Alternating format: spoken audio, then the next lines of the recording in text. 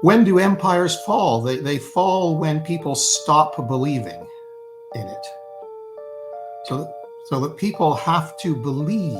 You see, it's all about belief again. Because so many things are happening in the world around you that is completely contradictory to what you're seeing on the screen. But if you're really brainwashed by it, you believe the screen.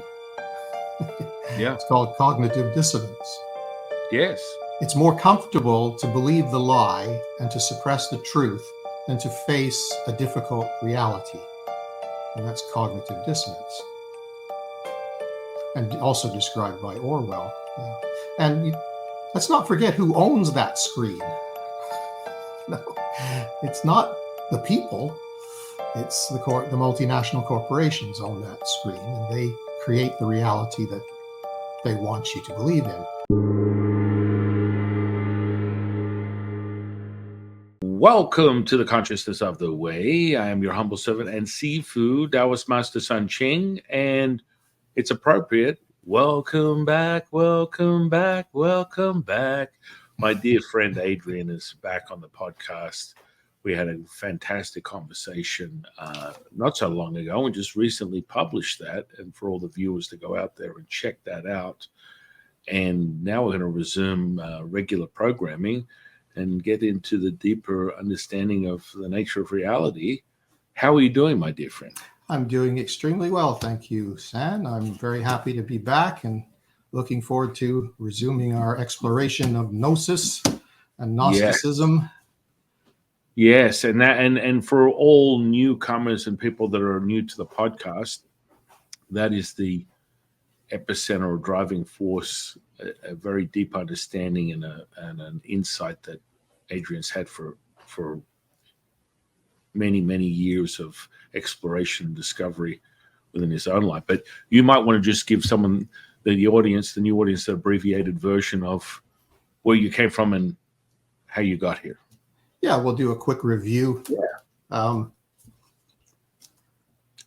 I was in a previous lifetime a fundamentalist minister, and I grew up in that church and was run by a very domineering individual whom I call the Wizard, after the Wizard of Oz. And I was eventually excommunicated and fired from that job because of increasing conflicts with the administration. And I wrote a book about my experience. I call it A Prison for the Mind, The Reflections of a Disappointed Fundamentalist. One of my major themes of that book is that fundamentalism shows up in many different areas. I thought that my experience was a kind of one-off, isolated, obscure kind of an event, but I later found out that it shows up in many different forms. There's like the religion of scientism, like we talked about last time a lot. I worked a while for corporations, and I found that they too are very embedded with a belief system, true believers. And today I look with awe and wonder at a civilization-wide repetition of the essence of what I experienced in the form of woke culture, wokeism. I look upon it as a puritanical form of religion akin to Salem and the witch trials, and a form of fanaticism with a lot of religious overtones, original sin, like whiteness is original sin, or racism, you're born racist and you can't get away from it. And guilt, shame over your past and history, which is a very one-dimensional or one-sided look at things to engender that kind of guilt and control. It's a means of control. I compare it to the Pharisees of old, the conflict that Jesus had with the Pharisees is a template that could be laid over all these different forms of fundamentalism. It is the way they acquire power or give their power a legitimacy or an authenticity or a right to rule or a right to make rules for you because they're so morally and intellectually superior to you. So they look down upon mere mortals like us as worms. You were altogether born in your sins, is what they said. They would say things like that. So that is the basic theme of my book, and with particular relevance today and what we can do about it is a very important part of the book. Something I want to expand upon in future writings too. How do we respond and how do we deal with it is very important. Well, yeah. No, go ahead. Well, I was just going to say that there's a few aphorisms or signature phrases that circulate in Gnostic circles, which I think give an insight as to what Gnosticism is. It's definitely not a religion. It's not something that you join. April DeConnick, a famous Gnostic scholar, said it's more of a philosophical orientation than a religion. Another saying would be, we are not the final authority on anything, but endless possibilities for everything. So this kind of describes the Nag Hammadi library, which was discovered in 1945, which is the basis of Gnosticism. These were buried by the original authors because of persecution that they were facing from the Orthodox Church. So the discovery of this library showed that there were many, many Gospels, not just 4. They eventually were narrowed down to just 4 by a series of meetings where church officials would vote on what should be considered the Word of God. And I think that what they chose was colored by what they wanted to achieve. And what they wanted to achieve was a form of power and influence. So that doesn't mean that what they chose was wrong or bad. It just meant that there was a bias in what they selected. So, for example, they would prefer a doctrine of ever-burning hellfire to the idea of universal salvation, for example, because the ever-burning hellfire inspires obedience and fear, which is one of the essence of authoritarianism. And they emphasized belief over experience. So if you will believe these things, you'll be saved, but if you don't, you'll be damned. Whereas the Gnostics tended to favor experience over belief and to treat beliefs as something that were provisional, subject to change, subject to being overthrown or disproven. So it's okay to have beliefs, but as long as you don't hold them really tightly and over-identify with them, that you derive your identity from it. And I think that the beliefs are a form of parasitism. I can explain this a little more later, perhaps, but it's through belief that we are controlled. It's through our beliefs that we are controlled. That is the main avenue of invasion of the mind, is through belief. And Carl Jung said that many things about this. People do not have beliefs, he said. Beliefs have people. So people can actually become ideologically possessed and become somewhat deranged by it. And we're seeing a lot of evidence of that happening. We see it, in the Bolshevik Revolution, in the Jacobins in France, and a sort of fanaticism that we have found the truth. And as Stalin said, to make an omelet, you have to break a few eggs. In his case, it was about 50,000 broken eggs or exterminated people. The same with Mao. So these are examples of what I call fundamentalism, but I'm really also talking about totalitarianism. They're sort of interchangeable. Totalitarianism or tyranny. It's all in the same category. So it's better to be inspired by wonder than imprisoned by belief. And that's what I think Gnosticism is all about. Another saying is, the meal is not the menu, and the map is not the territory. So Gnostics were into visiting and experiencing the territory and eating the meal. The map is just a guide, and the menu is just a guide. And it's important to get to the essence of what spirituality is, which you talk about a lot, which is what you can experience from it, what you can do. Another thing is the hidden capabilities of human beings, is the nascent and dormant capabilities of human beings. If we weren't under this constant oppression of the totalitarians that have dominated the world throughout human history. And another one was that any serious artist is halfway a Gnostic. That was Stephen Huller, another Gnostic scholar. We talked about art before. The Gnostics had teachers, but they were like teachers of art. And any teacher of art would want his or her student to develop their own style and go out on their own as soon as possible and grow up and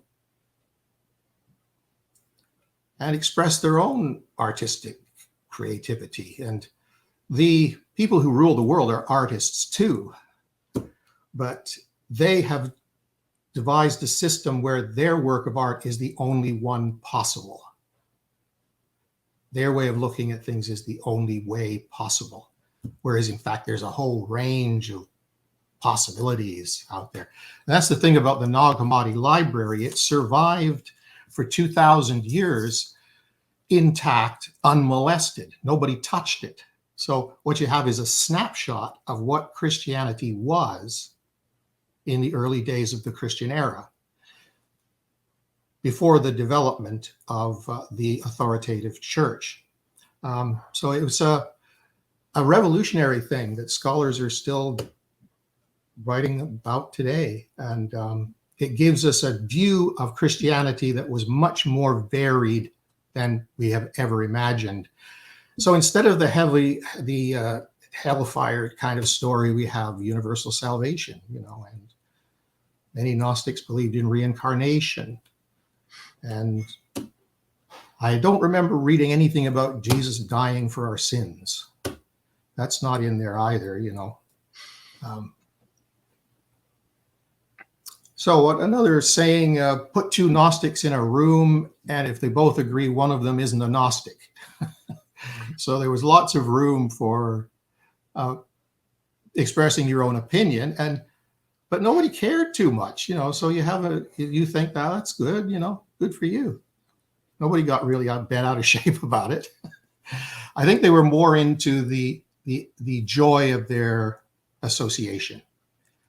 So, and the joy of the fruits of the spirit, empathy, compassion, forgiveness, all of these things, as opposed to, it reminds me a little bit of the native talking circle that where in native culture, people would get in a circle and they would hold a feather. And while a person held the feather, they would talk about their dreams and their visions and their insights and what's going on in their life. And everyone would listen, and it was their job to speak when they had the feather, and everybody's job around them was to listen and not to argue or get involved in a big fight over it, just give everyone their little say, an egalitarian kind of arrangement. It's not to say that there wasn't a rudimentary form of organization, but it wasn't their big thing, There wasn't the idea of proselytizing. For example, like the whole idea of the early church was that we go out and spread the word and get lots of converts. So that wasn't true of the Gnostics. They, if anything, and they tended to be a little secretive about it. probably because they feared the persecution that was coming their way. And they weren't into martyrdom and things like that. They didn't think that was a good idea. Another saying, we run with those who seek the truth, but flee from those who have found it. Aha. I like that Elementary. one. Elementary, my dear Watson. Elementary. So the idea of seeking the truth is it's an adventure. It's being open to the, instead of our consciousness being narrowed and constricted and restrained, it is an expanded consciousness, an expanded awareness of all the possibilities out there. That can be a little frightening to people because they want, human beings crave certainty. They crave completion. Yes, and that's another thing about Gnosis, about fundamentalism, is that not only is it absolute, it's complete. It's total. It's a totalizing system. Which, you know, I always remind people, when someone gives you an absolute truth, about face and run in the other direction. It's something that is constructed by their perception of reality, but to form that and then hand that to me as the all-knowing, like, entry to the meaning of life would be just flawed in of itself, as all of us understand. And that's why I love the parallels of Taoism and Gnosism, in the sense of it's about the self-realization, the seeker's journey to experience the experiential now moment is the validation, not something that is constructed by a foundation that is limited by a certain belief. And so, you know, I mean, I always lean on the Taoist alchemy, because the energetic potential then helps validate what you could either step on either side of the coin of a psychosis of intellect to intuitive to delusion. You have that potential without a self-realized validation. It's nothing more than contemplation in your mind. Yeah, and so when you have this system, a method to validate it, however that may come in whatever form that you come to that realization, generally speaking, from a Taoist seeker perspective, it comes from the energetics, because you can alter what we call the distortion of this perceived reality with the energetic potential. You're able to validate it for the now moment, whether it comes in a form of manifestation, magic, healing, however you experience that. And that's why I'm picking up what you're putting down, my dear friend, because there is this parallel. When you get into any organized anything, it can be problematic. And I suggest that the person receiving that take a moment, take a breath, and step back and have a greater, broader view of what it is that you're stepping into, because that whole method of this now wokeism that we're talking about today has been a progression. It's been a progression, a literally, as a dear friend of ours would say, James Tooney, it's like a spiritual war that's taken place over decades.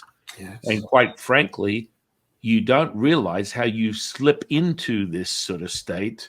You just become the product of your environment. And you just slowly get microdosed into all of a sudden having this adverse response to something that you have no idea why. I just don't like it. I don't like that person. I don't like that thing. I don't like that place. But you can't define it. You're experiencing something that repels you from that. And more likely than not, if you're not aware, you know what you know, you don't know what you don't know, you fall into a belief system that is trapping you, as you would say, the prison of your mind, trapping you in that. And you can't get out of it. You cannot fall out of it. Turn on the TV, listen to a radio, experience a small town, a large city, a big state. These are all evidence of the environment and what is going on. And more likely than not, most people are in some type of hypnotic spell that has distorted their reality and made them very limited. If you come from a place of psychology, neurology, biology, physiology, you're limited. There must be this realization that to be gnostic, to be knowing, to know thyself, is the truth that you are generating from your experience to validate it. And I would say that's the only absolute truth, is your truth. Your truth is the only truth you need to be concerned with. As for everyone else, they fall into that. And, you know, as a Gnostic path, the secrecy, limiting the exposure over the history of Gnosticism because of the persecution would be very much reflected to a Taoist path, because we were the alchemists and the material generators to the emperors over the history of the Chinese landscape. And the first person to be executed is the one that would potentially, you know, overthrow the power to be, due to this supernatural paranormal ability. And so that would be the first executed, the first head that would roll. And you mentioned someone like Mao, and my stomach just gets, I start to physically feel ill, because I mean, someone like that who performed genocide on his own people to the numbers that exceed many of the horrible, heinous crimes throughout history in the last 100 years. People don't understand. He murdered over 60 million of his citizens. Yes. That is a tremendous number of human beings that have lost their life. Yes. And we're seeing, I think, a repetition of it in the Maoist kind of erasure of culture. Mm-hmm. Like they erased Tai Chi and Chinese dance and Chinese literature, not just Western literature. Everything was wiped out. Yeah, I mean, that's what they did. Yeah, I was going to say that's what they did with Taoism. It's like it's so lost. Yeah, and they don't care. Yeah. So that it's the experience of the divine. It's where the rubber hits the pavement, as you were saying. You know, that's what counts. And there's a book, a medieval manuscript by a 14th century monk, a Christian monk. It was called The Cloud of Unknowing. And basically, I have the book. I think might still be available on Amazon. It's written anonymously, because I suspect that he would be in trouble with, the powers that be.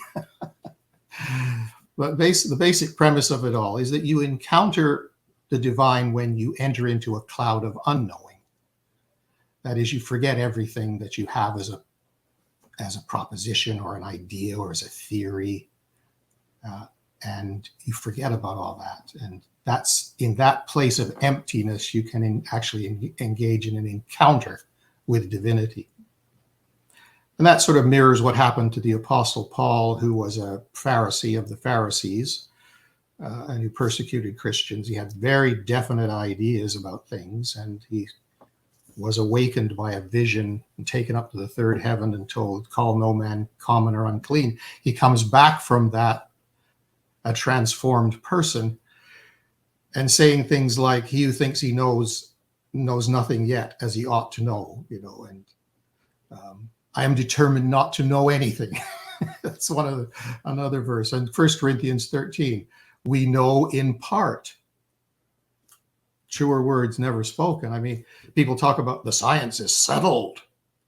Well, no, there's no such thing. If it's real science, it's never settled. It's always changing and evolving. It needs to have the freedom to grow. We know in part, we prophesy in part. But the thing that was important, he said, was, this agape, or this divine love and community, empathy, compassion, all these attributes of the divine. And another famous saying by my friend Miguel: write your own gospel and live your own myth. As you were saying, it's very personal. The truth is very personal. It comes right from one of my teachers, the Jade Emperor. Mm-hmm. Oh, yes. Mm-hmm. When you accept you know nothing, you know everything. Yeah, yeah.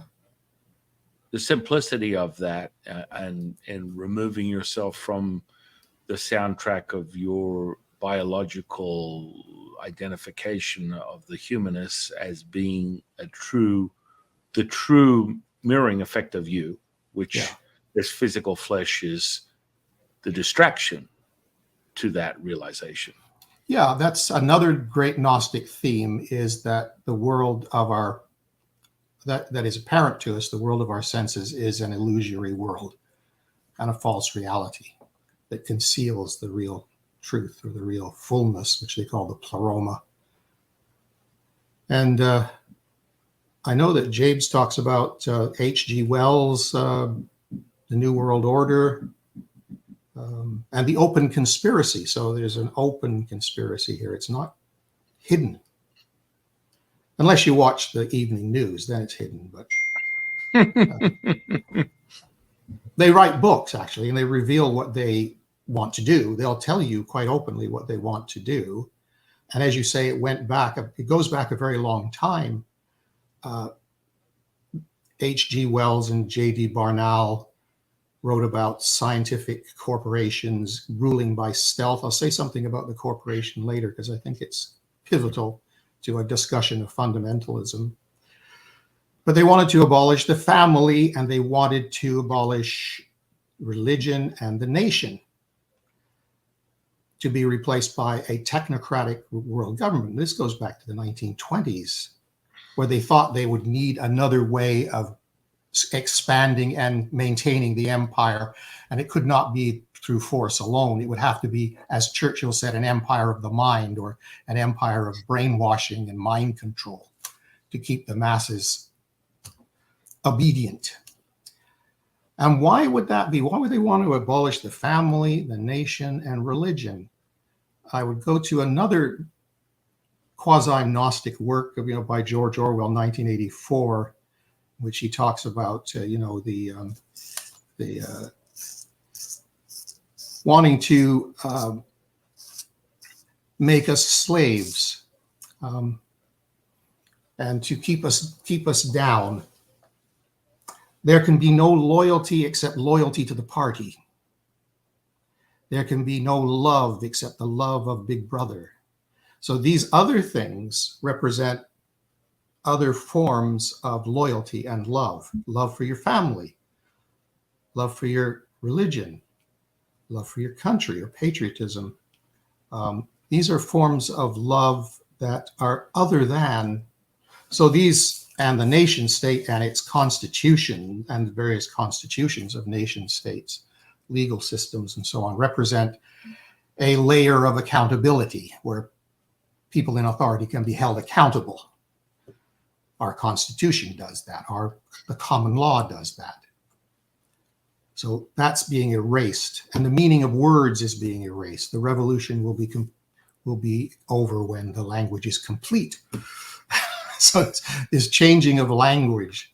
There was this one case in British Columbia of a man's child who was transitioned without his permission. So that is the trend. Your parents are not in charge of raising the children. The state is.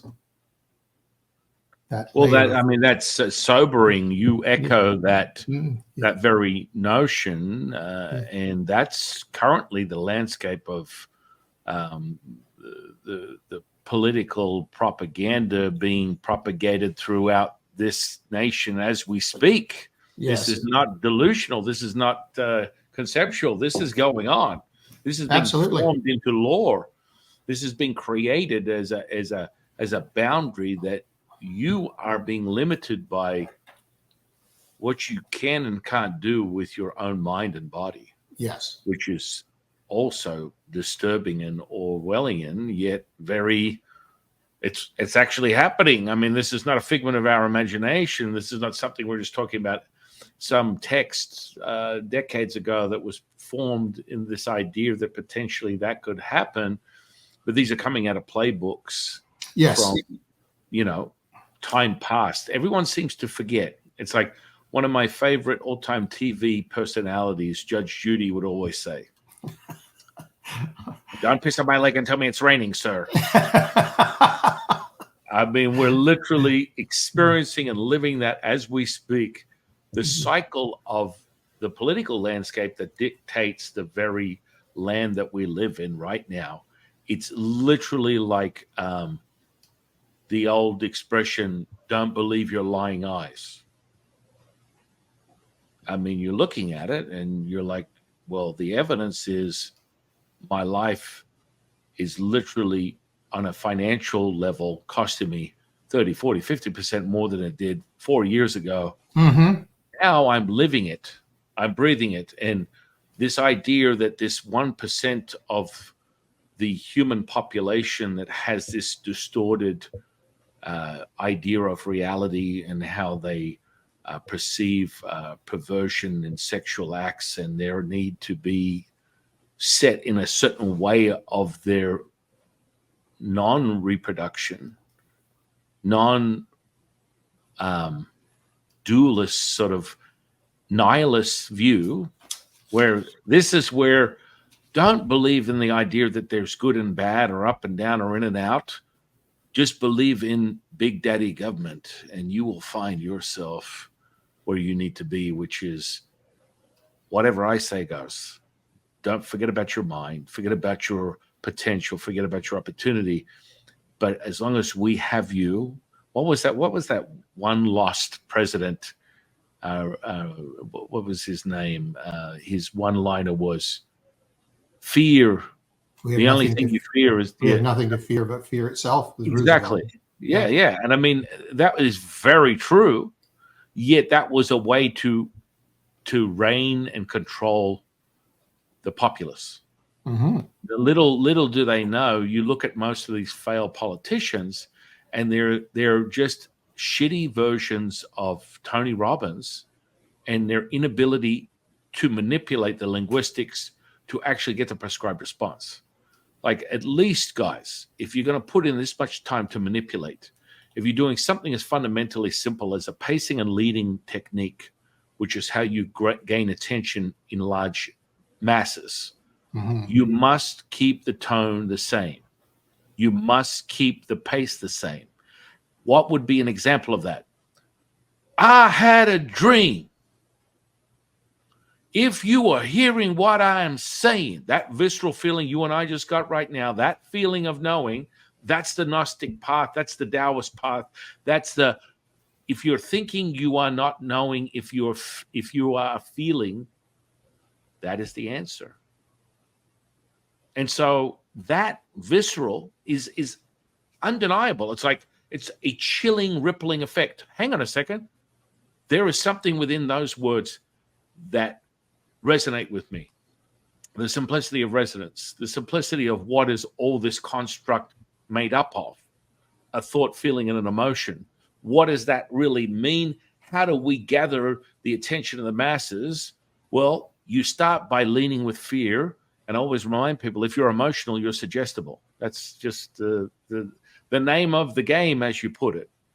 And this is how you control. But the pacing and leading, the fundamentals of NLP or neuro-linguistic program is funny. I like it. It's entertaining. It's always something you should be aware of, because you very easily fall into that category.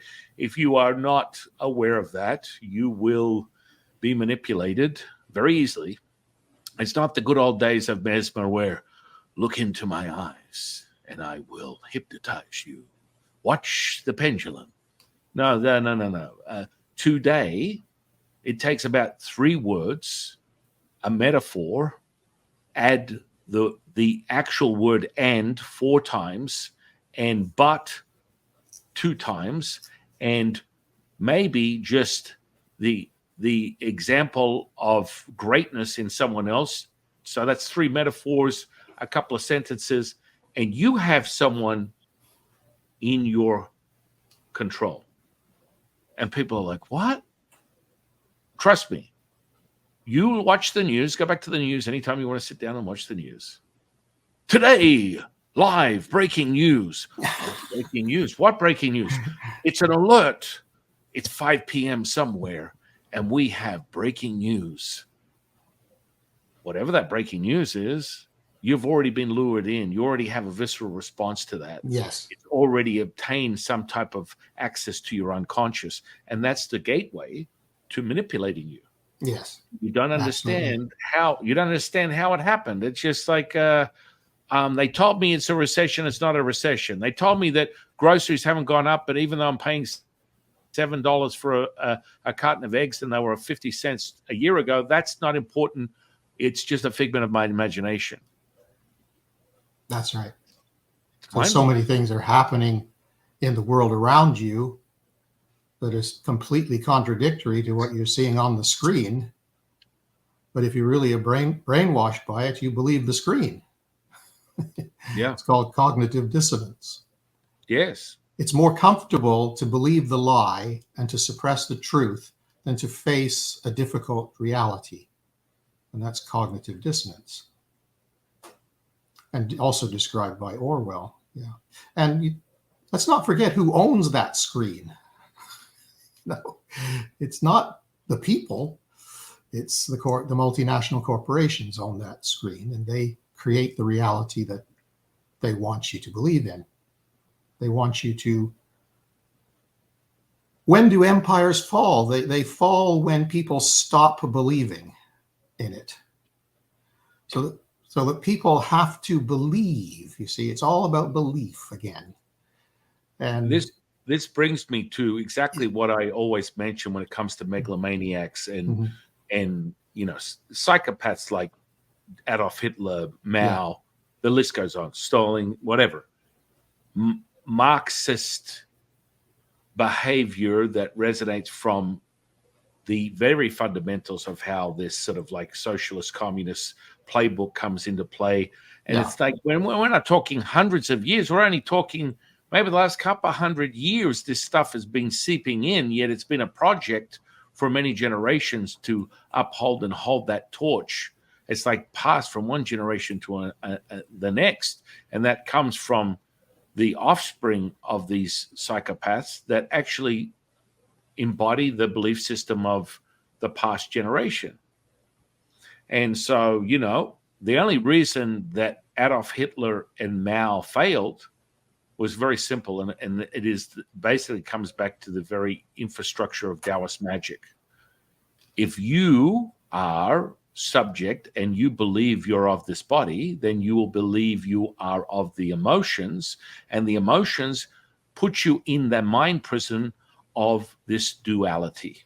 And as you are subject to the mind prison of the duality within this electromagnetic spectrum, then you will fall into the karmic model.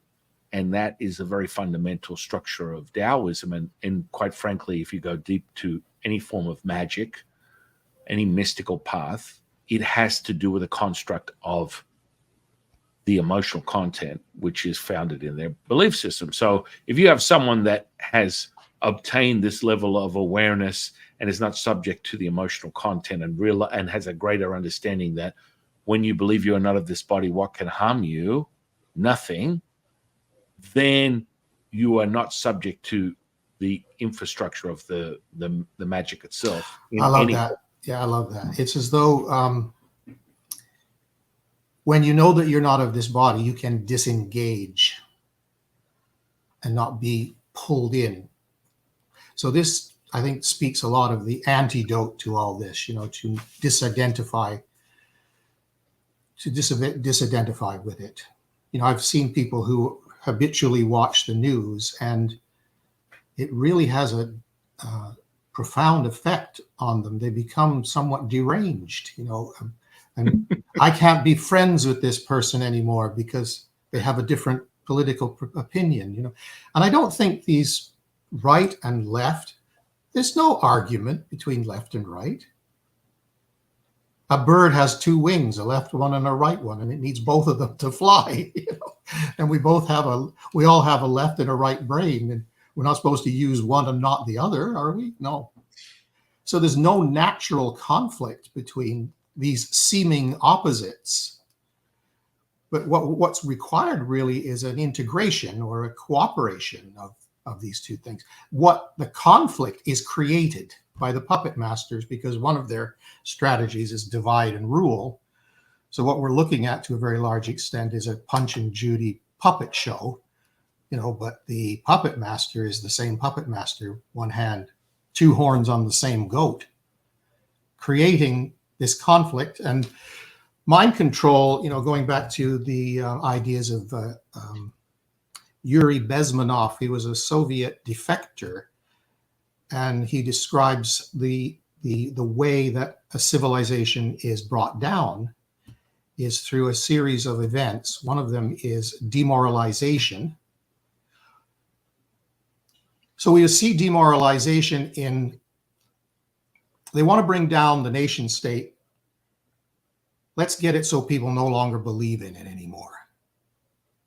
Because when people stop believing in it, that's when it falls.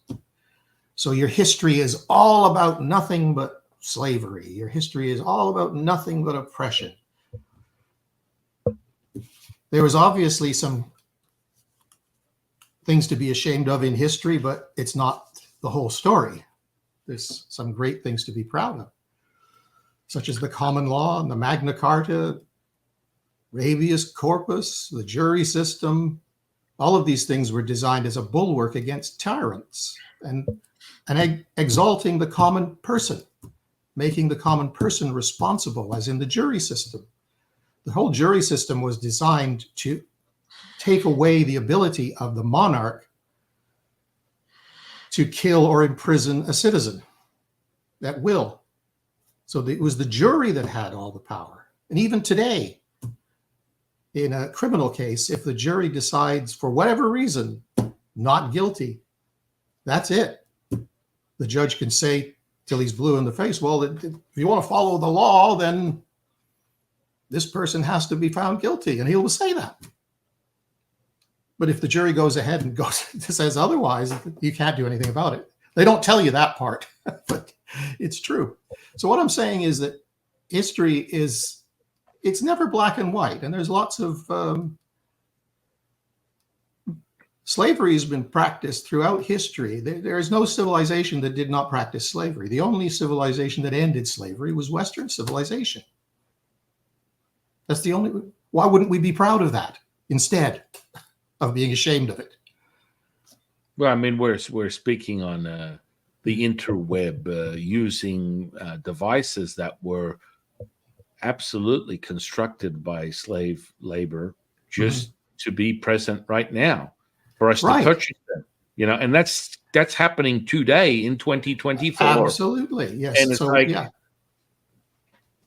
it just makes it just again adds to the point that you make. And what I was getting at was the reason that Hitler and Mao finally fell was because they stopped believing their own propaganda. They stopped believing it. And the second you stop believing it and you actually tap into, mankind, and you have to access this empathy, it's part of the human condition.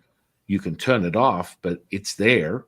It's there at all times. It's for you to start to refine that and realize that that's a superpower. It's not a hindrance. It's an expansive moment of realization. They stop believing in their psychotic pathway of domination, world domination, and they fell on their own sword. That's how they fell. And so when you fall into that within the karmic model of understanding, and when you use magic, the second you are fearful, you are fodder. You are able to be manipulated and controlled at any level. And that's something that people need to understand, that it doesn't take much. I mean, this spiritual war that we speak about, James speaks about, This is very, very real. How do you come to the conclusion that I want to stay in the same state, have a relationship? And this is more common now. The reason I know it, because I have 6 children and I'm witnessing it through different forms of media and information that's being circulated, where they're putting into the mind of the children the idea that we don't need to actually castrate you. We don't need to even feed you the idea that abortion is an option. We will spiritually basically sterilize you from the seed of your mind. Yes. Stay with the same sex. Stay with the lack of reproduction. Stay with the idea that you don't need a lineage. You don't need a future. You're not building something that's greater that will echo this collective, raise the consciousness, raise humanity, have people form back into this selflessness that we consider, this servitude, this oneness that we're speaking of. No, we're going to separate you. We're going to basically sterilize you from your mind, and you will just basically fall into place. And the idea that we can distort reality so much that, A plus B equals C. No, it's F. 1 plus 2 equals 8. Straight from Orwell. How many fingers do you see? Right. I mean, this is the very war that's taking place right now, and people have no sense that they are. You see, again, the Jade Emperor always reminds us: all thoughts of your mind are not yours. I'll come back to that in a minute. I have something to say about that. And so, you come to a conclusion, and quite frankly, it's really not that hard to thought form project.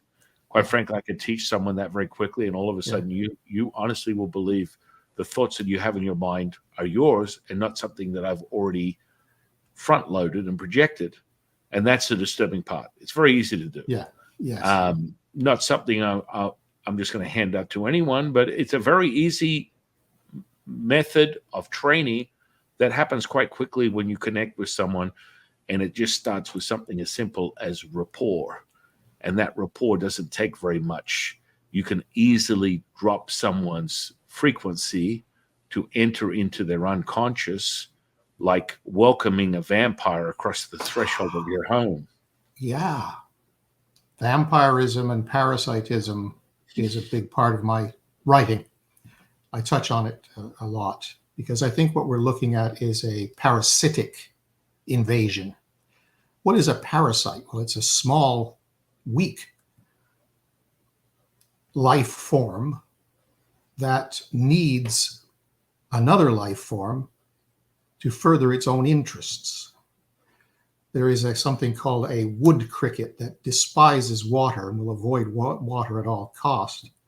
And there is a parasite called a hairworm that needs water to complete its reproductive cycle. The parasite enters into the wood cricket and alters the wiring of its brain so that it will jump in the water to its own death to further the interests of the hairworm. So it's like this kind of parasitism and brainwashing throughout nature. The lancet liver flute takes over the mind of an ant and causes it to climb the blades of grass in the cool of the evening where the cattle graze so that the parasite can enter the liver of the cattle and feed. And even rabies is a kind of parasite that induces an animal infected with it to bite, using the blood as a vector of transmission. So parasitism is very common in nature. And my thesis is that these ideas, these thoughts, what Carlos Castaneda calls the foreign installation, something you were saying that the thoughts are not your own thoughts, are implanted in your brain by the parasite. And I would call those, the parasite is the ideology. The ideology gets into your mind and it acts like, and it can drive you crazy like you're, did I mention that what Jung said about it? He said thoughts people do not have ideas. Ideas have people. It's like a form of possession, an ideological possession. And we're seeing it in the world around us now on a scale that I would never have imagined. Right. All of our institutions have been taken over by it. Just about all the universities, the municipalities. It's all coming from a pyramid. It starts at the top and it percolates down through right down to our little local community here where we're not allowed to have chickens anymore, even though we live in the country. Really? Is that yes. you mean you take your eye off the prize, the next minute a bunch of authoritarian power-hungry individuals take over and implement laws where you're not allowed to have chickens in the country? And it's not the local idiots that are doing this. It's the 2030 agenda percolating down from the very top. They go through a program. One of them is called Global Shapers program, and another one's called Global Leaders. The Global Leaders is for the politicians, like Trudeau is a graduate of the Global Leaders program is Jacinda Ardern from New Zealand and other leaders, all serving the interests of the globalists rather than their own country and actually destroying their own countries on the altar of globalism. So I actually watched a video of the training program, the introduction to the training program for the Global Leaders program, and I was absolutely dumbfounded because it sounded so much like my introduction to the Wizards College that it was uncanny. It was like the same playbook. They start. Yeah, please go ahead. It's like they start out with something like, you arrived here because of a very rigorous process of only the most people of the highest qualifications and the highest integrity, and you're very special and you're part of a group now that is, we're the future. We are the future.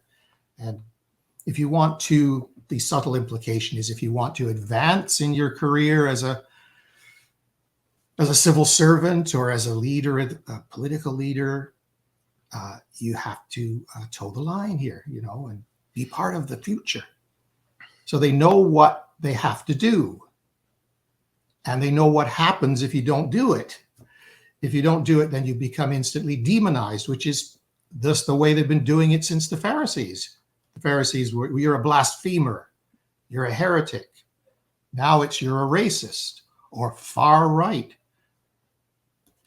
You're a patriot. If you're a patriot, then you must be radical. You must be unhinged. You must be delusional. I mean, it's so interesting.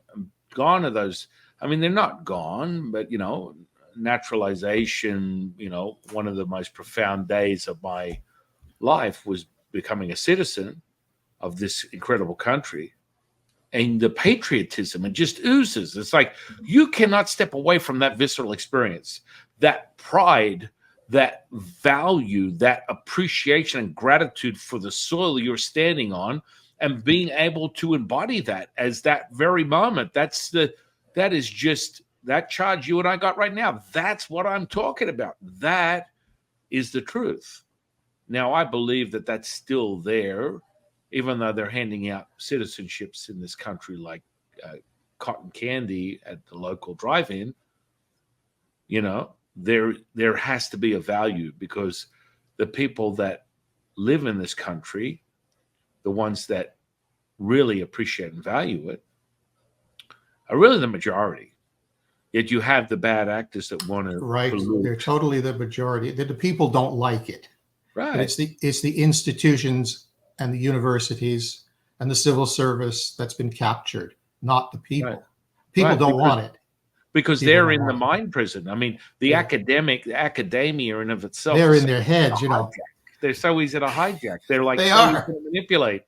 They think they're above it all. They think they're the next coming of the answer to the meaning of life, due to the fact that they have all the answers. I've got the degrees. I've got the pieces of paper that give me the validation within the circles that I move in that I am the smartest person in the room. Now, Yes, we're masters of intellect, the universe. intellect, it doesn't develop street smarts. Most of the people that I come across that are very deeply immersed in this delusion, because it really is, you've come to find out, even my mother, through her own admission, stepping out of the 70s, having been commandeered by this idea that she was a radical feminist, then realizing 40 years later that she was being brainwashed into just absolute nonsense and deconstructing it. And it was actually what was a fundamental way to destroy, just feminism, period, by this idea that they have to hate anyone that has a different gene code, a different expression than who they are, which is women power. And it's like, really, there was a liberation, I do believe it, having been around it for so many years, where finally there was equality for the sexes to some degree. And even today, that's questionable, perhaps, depends on where you're at, but there's a lot more equalized value, including your race. The equality of just the individual citizen in this country is there. It's just a fact. It's like, I don't have to be subjected to the ideas of what was perpetrated on society 100 years ago, 400 years ago. Everyone has a story, just like, as some people might say, everyone has an asshole. You realize that this is going on, right? So you can give me 1,000 different stories, but I am not going to participate in reparations for the falling of something that happened that I wasn't participating in, that was hundreds of years old. I'm sorry. It's like, you will never grow up, as you would put it. As a dear friend of mine, Tom Campbell, would say, the LCS, you're not going to grow up and develop and reconnect and return to your true self if you keep being, mamby-pamby, the wet nurse type of thing. And this is this victimhood. And you get into the cycle of it. This is the mind prison. This is the poison where they're manipulating these young minds to believe that they're owed something. You owe me. Well, what is it that I owe you? Well, I'm different. I'm a different race. I'm a different color. I'm a different sex. And because of that, you need to lift me up. I don't have to actually be able to create, survive, generate some type of way to put a roof over my head, food in my stomach, a system of development that would give my family opportunity, a future. No, because I exist, you have to take care of me. This is dangerous, my dear friend, in my opinion. It's a very dangerous place to be, which brings us to this wokeology, this woke state. And, it's like, I go back to, animal kingdom. You want the simplicity of reality, get in the ring with an MMA fighter, a boxer, someone who's just all about reading the fear. You can smell the fear.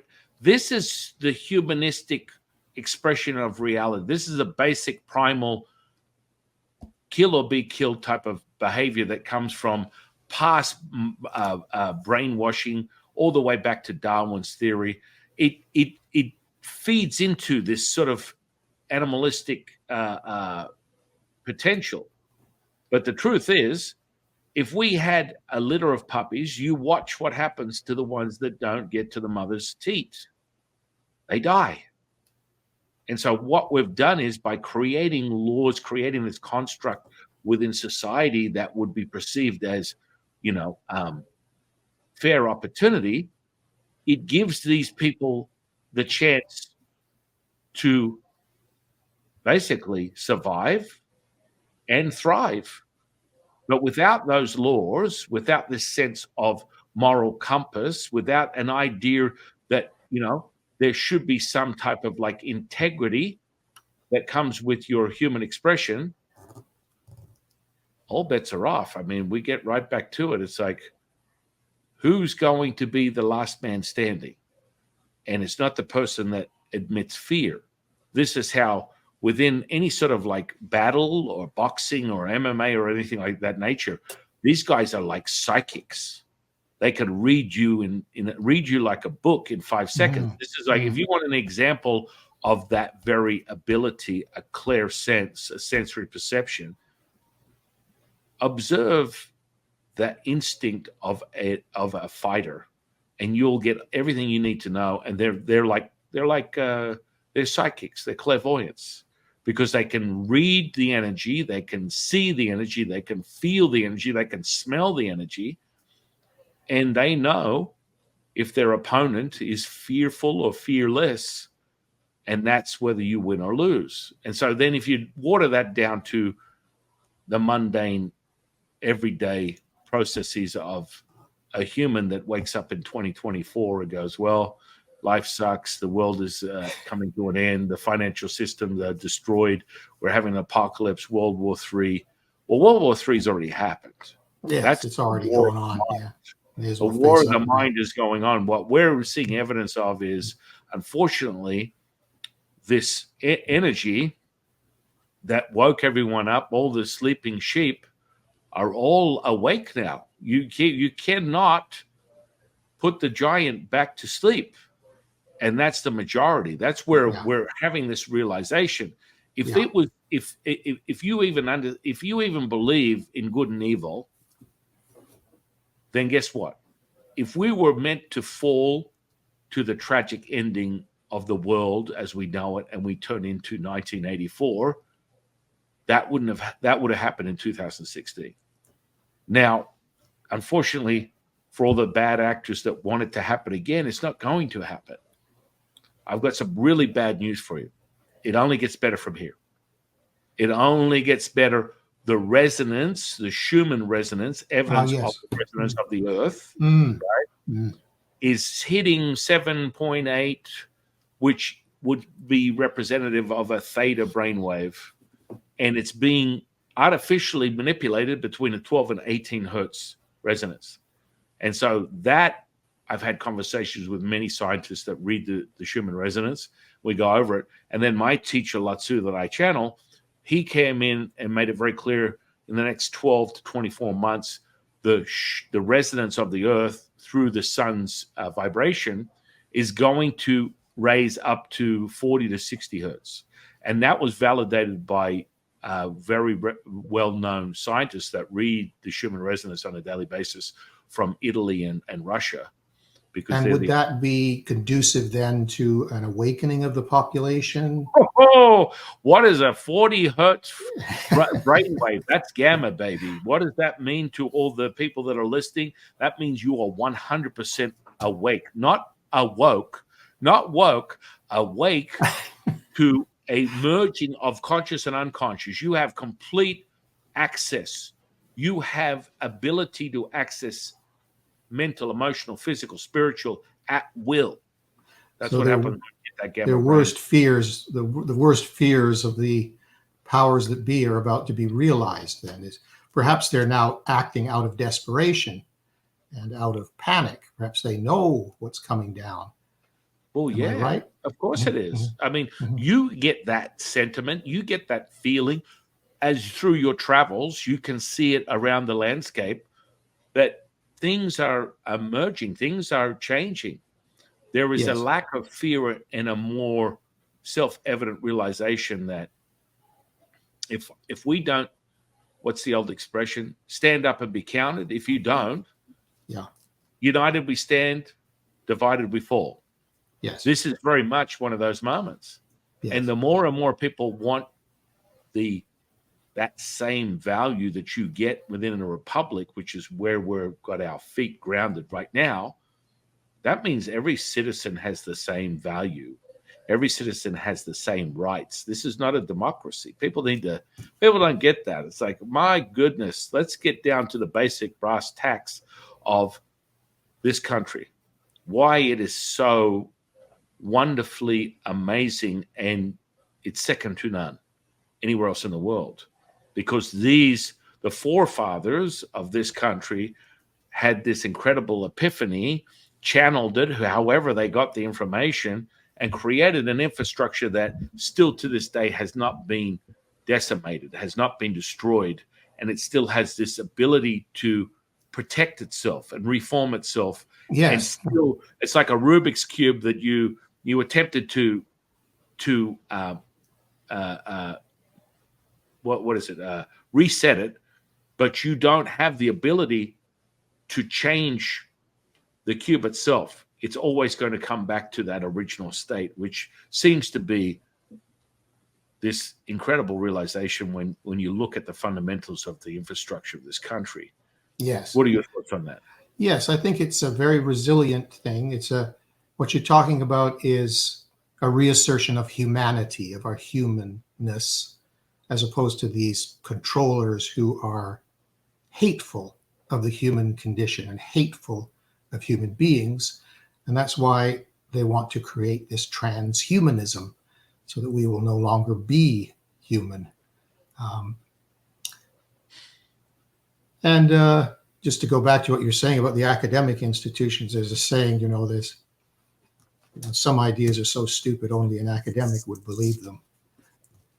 And that's what's going on in our universities. And going back to Bezmenov, he started off with demoralization, followed by destabilization. And that's what the mass migration is all about, to destabilize the country and to change its basic character, importing people who do not share these values same values, or understand these same values that you're speaking of. An invading army, basically, and throughout Europe, England, France, happening everywhere. The idea is to destabilize the society, and finally to create a crisis. I think we're sort of getting to the crisis phase of this whole thing, because this is all played out before in history.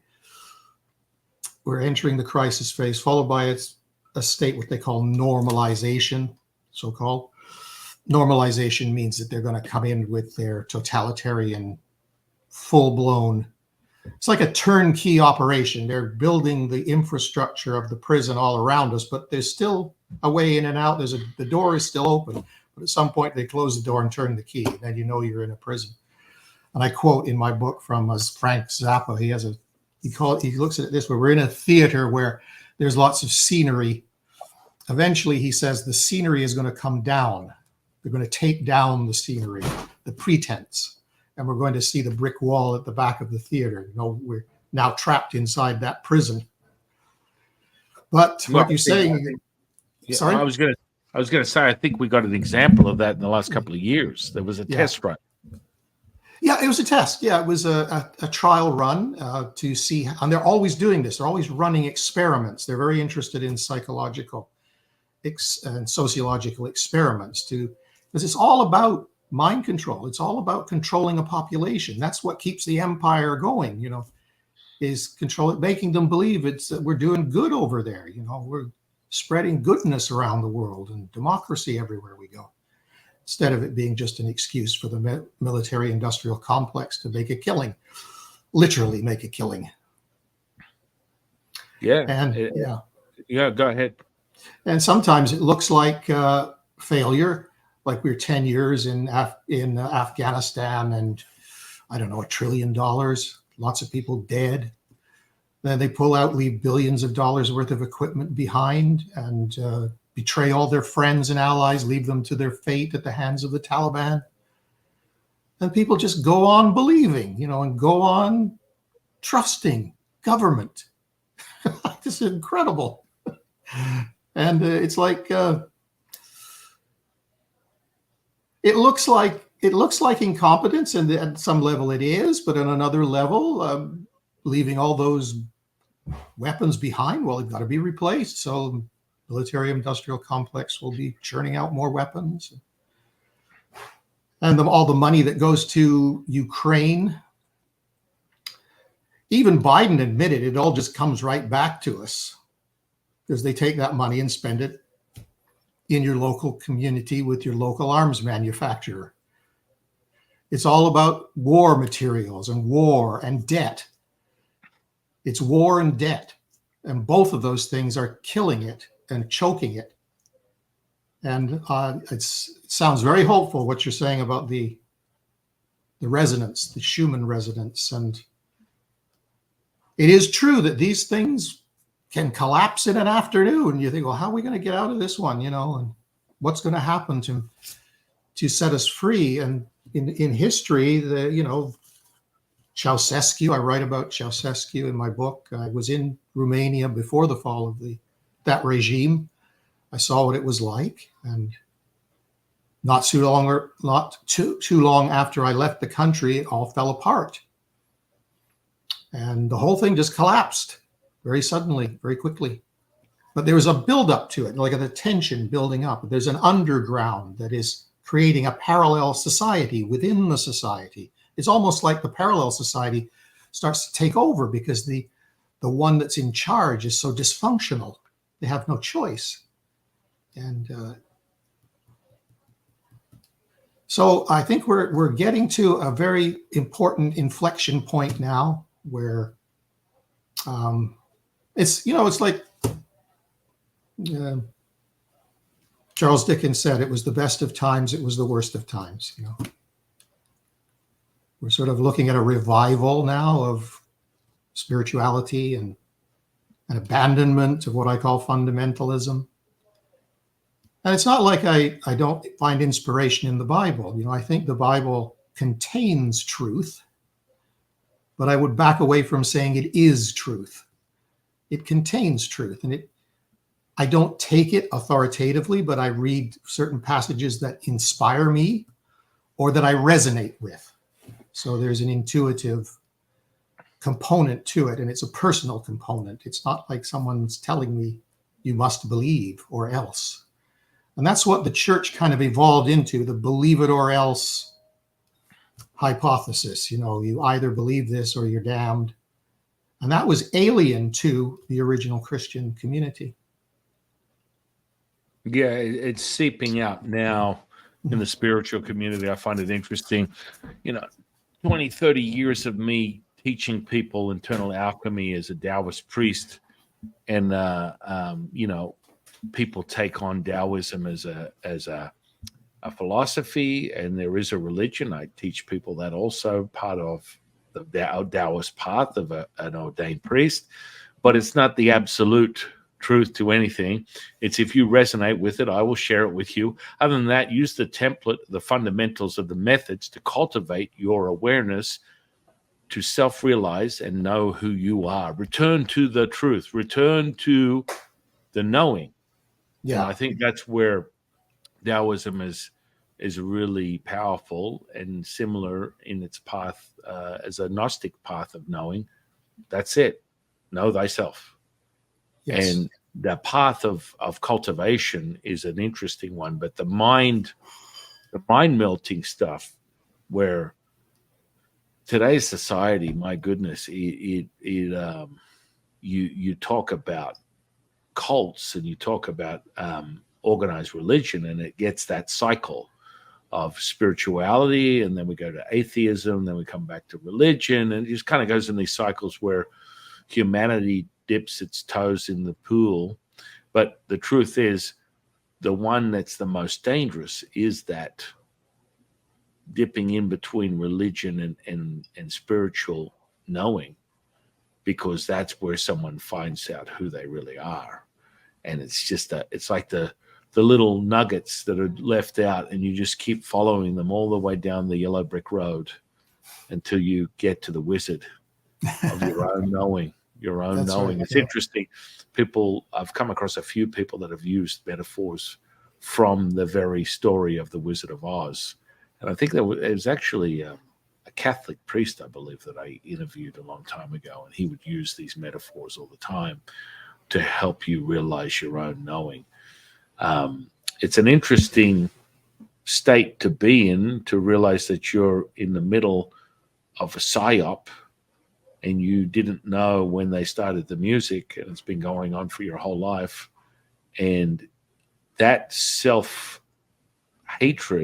and disappointment in the fact that you were fooled can also be one of the the triggers for someone to fall right back into it and not actually step away, but just basically surrender to the poison. Yes. And what happens a lot of times is you come out of one thing like Christian fundamentalism, I'll never do that again, but then fall into something else like scientism or corporatism or materialism or communism, something else to believe in, something else. And essentially, it's all the same. The religion that attaches itself to the political power can change and it can morph. Like one of the founding fathers, Thomas Paine, said that there was an incestuous relationship between government and religion. Like one supports the other. And he wrote about religion at the end of his life because he foresaw that a change of government would necessitate a change of religion or an alteration of the religion. So the two go hand in hand, but the essential characteristics of the parasite are the same. They wear the religion like they wear a mask. It's a mask. I call it the mask of piety, the mask of moral superiority, the mask of authenticity, that you should believe me or you should obey me because I'm so very. It's the story of I am good, And if you don't go along with me, well, that by definition, then you're evil. You're an evil person. So that's one of the characteristics I describe of all forms of fundamentalism is the demonization or the humiliation of the opposition so that people are afraid to step out of line. He also said something very profound. He said, there's no such thing as a secondhand revelation. A revelation must come be in the first person for it to be a revelation. So Mary says at some point that she was going to give child while still a virgin. And Joseph, her husband, says that an angel told him so. And he says, well, we don't have anything. We don't have even their word for it. Others said this about them. And it was repeated numerous times over decades. And so he says we have hearsay on top of hearsay. And he says, I'm not going to accept that kind of evidence, of something. I'm going to have you have to have your own revelation. And that's not to say that any of it was wrong. It's just to say you have to make it your own in order for the rubber to hit the pavement. It's no use constantly repeating about the revelations and visions and insights of iconic figures or of other people. It's always then remaining outside your own experience, your own revelation. And if some people find that comforting or helpful, more power to them, as far as I'm concerned. It's just sorry. I was going to say, I think that's the biggest flaw within the scientific model of understanding the nature of reality. Yeah. Is the zeros and ones are not I believe there is a movement going on where we're abandoning the academic model of this is the truth, the absolute truth. See, I am the knower of all. Whatever I say within this, hierarchy of academia means that I am the truth teller. And from that bears the fruit of a scientific model, i.e. a quantum model, a physics model, and that must be the absolute truth of reality because I can show you in the numbers. Well, most people, probably 99.9999% of society is not a physicist and has no understanding of how to read binary code. So we're sort of left in the dark to go, okay, I believe you that all is one and one is all, I guess. Or moreover, you get to a point where people just go, I want to experience it, show me. And I'm kind of that show me guy. I love the 80s, so I'm the Pepsi challenge. I'll take the Pepsi challenge with anyone on that one. Show me your juice, show me the goods. And if I can find evidence within it that validates it to me through the experience, then I will absolutely agree with you on what it is that you are proposing or offering to me as a view of reality. Other than that, it's, my personality will say it's gobbledygook. It's just words. It's contemplation. It's all the stuff that you were talking about, where people spend their lives with the idea of, but they're never actually. It's if you're thinking, you're not knowing. If you're knowing, you're feeling, and your feeling is the very evidence as to the truth. And of course, acquiring that, the alchemical processes of the energetics is how you're able to truly validate that. And having mastery over the 50 trillion cells that you have in your physical body give you that validation. You're not looking in it, looking for me to validate it, you to validate it, John Smith down the street to validate it. You can know that I feel this, and the attunement part of the energetics is when you attune yourself, your epiphanies, where you lead with your mind, you lead with your heart, you get a gut feeling, they become 1,000% accurate. And the more you repeat them, the more they are reinforced and fortified, and as if your pipe of consciousness becomes more expansive, because within Taoism we just refer to it as the bellows. Everything is between the breath in and the breath out. That's where you find the Wu Ji, the stillness, the center point.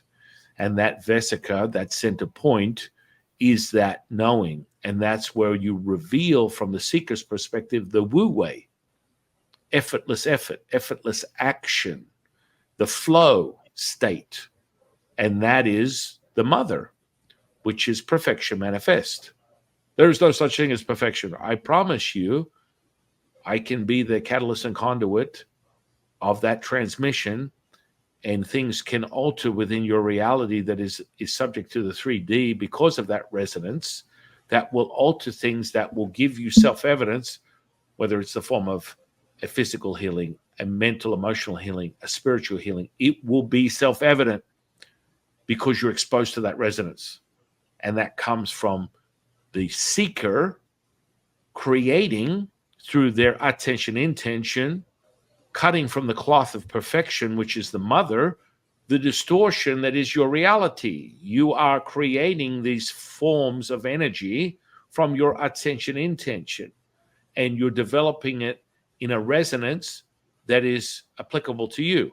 It may not be to someone else. To acquire that state, you observe and realize everything is energy. The energy has a vibration. The vibration has a frequency. That frequency, if met, the resonance, and it will be yours. Oh, yes, it will. And this is how you start to embody this self-realized knowing, this gnostic path from that visceral feeling. And it doesn't come in any other form, because you just know, everyone has their bullshit meter where they're going, I don't get, no, I don't, I'm not jiving with that. I just don't like that energy. Don't like that person. You are programmed in a certain way. And this is the deciphering of the misdirection, is what we speak of.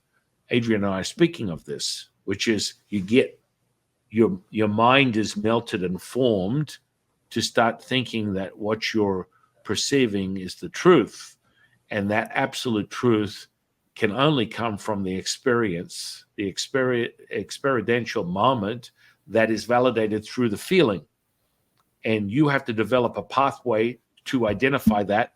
And the only way that can be validated as real is through your lens and your experience in this 3D reality that will be repeatable, whether it might be a manifestation, magic, healing. These are self-evident moments that this is not a deluded state of grandeur. This is actually tangible, real, material alteration, really, of what you perceive as a distorted state, returning it to that perfection. Does that make sense? Oh, yes. It sounds very much like the early church. They had their healings and the casting out of demons and miracles. And This is very much part of the early Christian tradition that was validating of their gnosis. And the idea of intention, attention. I'll give you a quick rundown of some of the mythology surrounding Gnosticism in its pre-Christian form. There's a universal consciousness and emanations from that consciousness in the form of ions or gods and goddesses. This is in the pagan tradition. They were paired, male and female, and the progressives won't like that, but that was the way it was. There is such a thing. There is such a thing as a male and female. Wow, this is crazy. Do you have one of those ions? No. Sorry?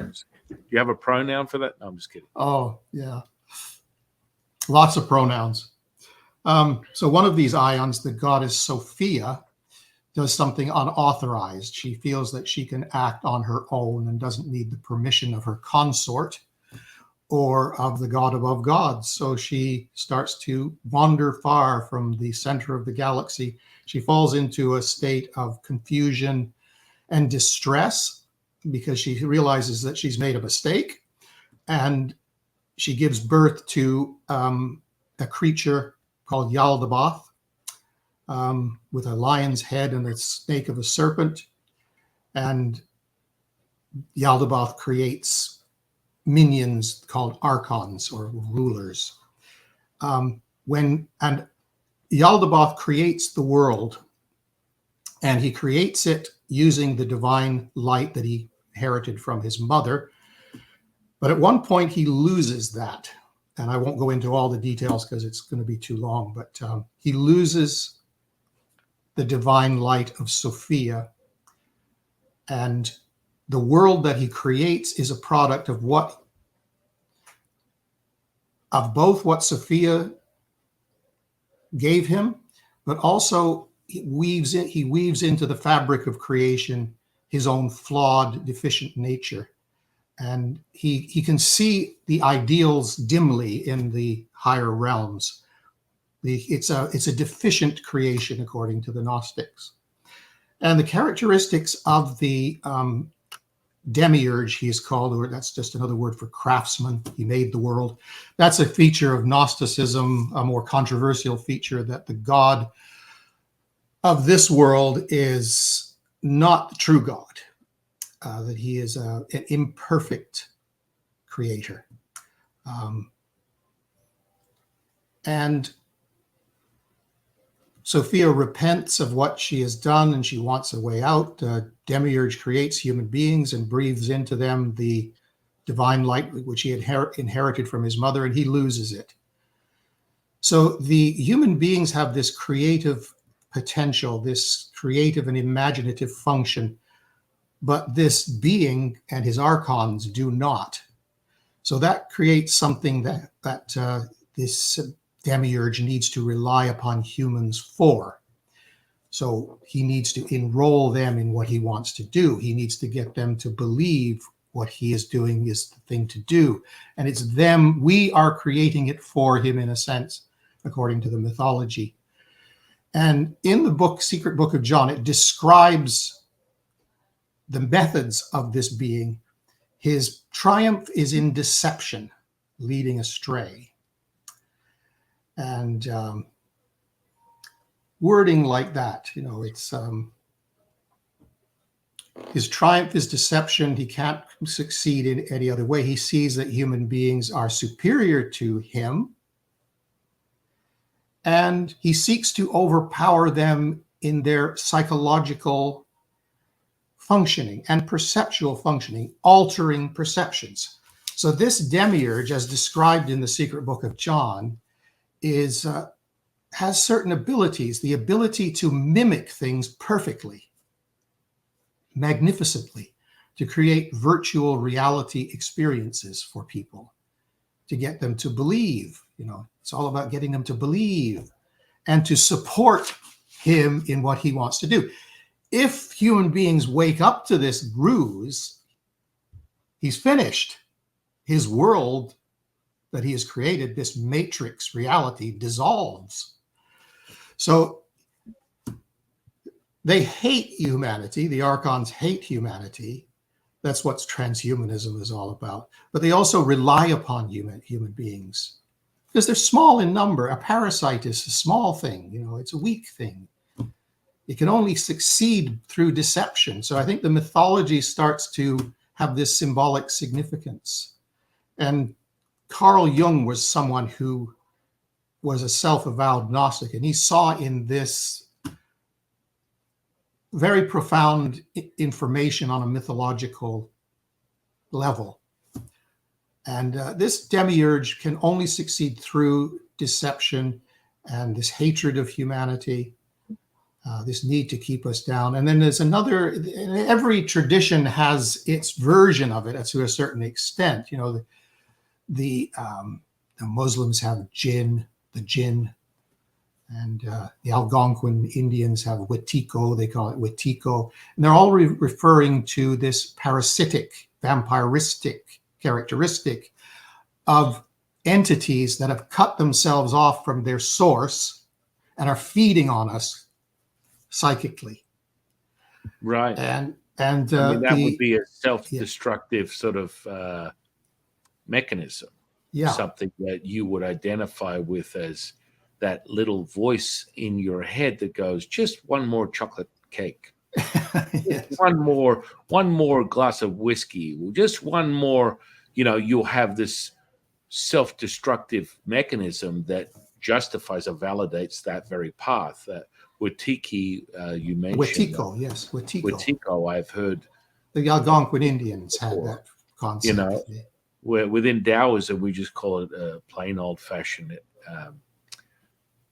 commandeering, and you are in the presence of an entity that has basically has to be exercised from your very knowing, because it is basically commandeering your actions, your thoughts, your expressions. And this is only subject to the seeker that falls into the misdirection of emotional content, because that's when you're suggestible. You are no longer suggestible when you come to that realization, and you're given the tools to be able to have a self-evident, self-realized moment, a shift, a change that is instantaneous to the experiencer. So when you can actually be in the presence of that and have that dialogue, which could be considered potentially this lower frequency, because within Taoism we just look at yin and yang, not good and bad, up and down, in and out. The frequency has the propensity to be low. It does not have any foundational strength to it unless you feed it.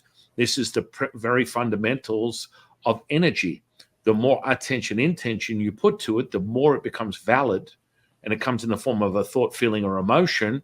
The thought is something that is a recollection that can be reflected on as wisdom. If you have an emotion and a feeling attached to it, it continually brings you back to that, and you are then experiencing that very effect at that timeline within your human experience. So when you remove the emotion and the feeling, the actual thought is a reflection of wisdom. You can refer to it, but not be commandeered by the emotional and the feeling that comes with it. And so these parasites are very evident when you have this ability to realize that you're,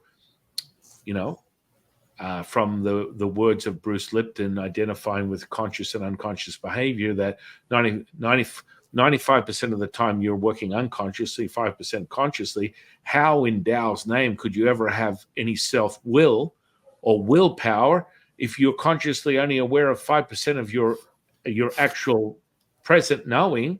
You're always going to lose. It's always going to be like, I'll just have one more piece of chocolate cake. Next week, tomorrow, I'll start working out.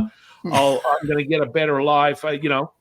This is the arm wrestling that you get, the delusion. It's New Year's Eve. I'm going to have a glass of champagne and I'm going to celebrate my new year. I'm going to make $1 million, find the perfect partner, change the world, do the whole thing. And a week later, you see John sitting at the park bench eating a tub of ice cream and a bottle of whiskey with no girlfriend, and you're like, "What happened, John?" I don't know. I just lost motivation.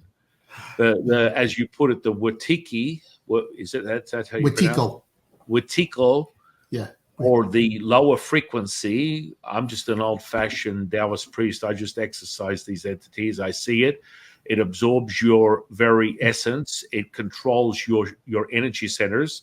And the first thing has to be done is an exhuming. You must exercise this energy.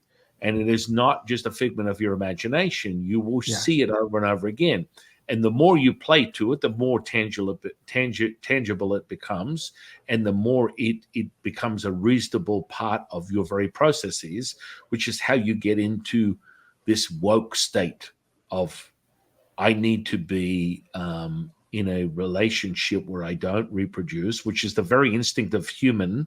The human is to reproduce and survive another day. That's it. In essence, that's the understanding of a human being, and all species have that same understanding of their presence on planet Earth is to reproduce and live another day. And so when something comes between you and your ability to create your future, develop a clear path that holds that lineage, that develops an essence where you're now handing it on to a new generation, you need to ask yourself, the old question of why, which is a fantastic mind twister for anyone that understands linguistics and manipulation. Why is the perfect place for someone to be if they're high beta?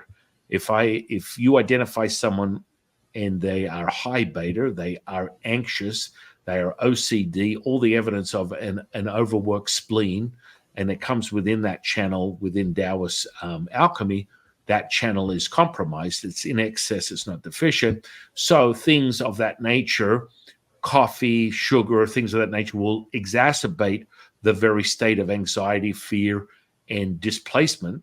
And so then you add the word why into the word salad, and that person will be like a rat in a wheel. They will never get out of why me, why the victimhood, why the sad life, why the misery, why. And that actual energy of that linguistics just keeps them right there. So they just go over it. So it's more self-hatred, self-realized, just disappointment, and basically lost, not being able to find who they are. And so that poison comes out in all different forms, just as we've been speaking about this whole conversation, is this psyop. Why do we say that? Because it really is a collective effort that's taking place by a very few to commandeer and implant the parasite, as Adrian put it, into your, basically replace your psyche with this parasite.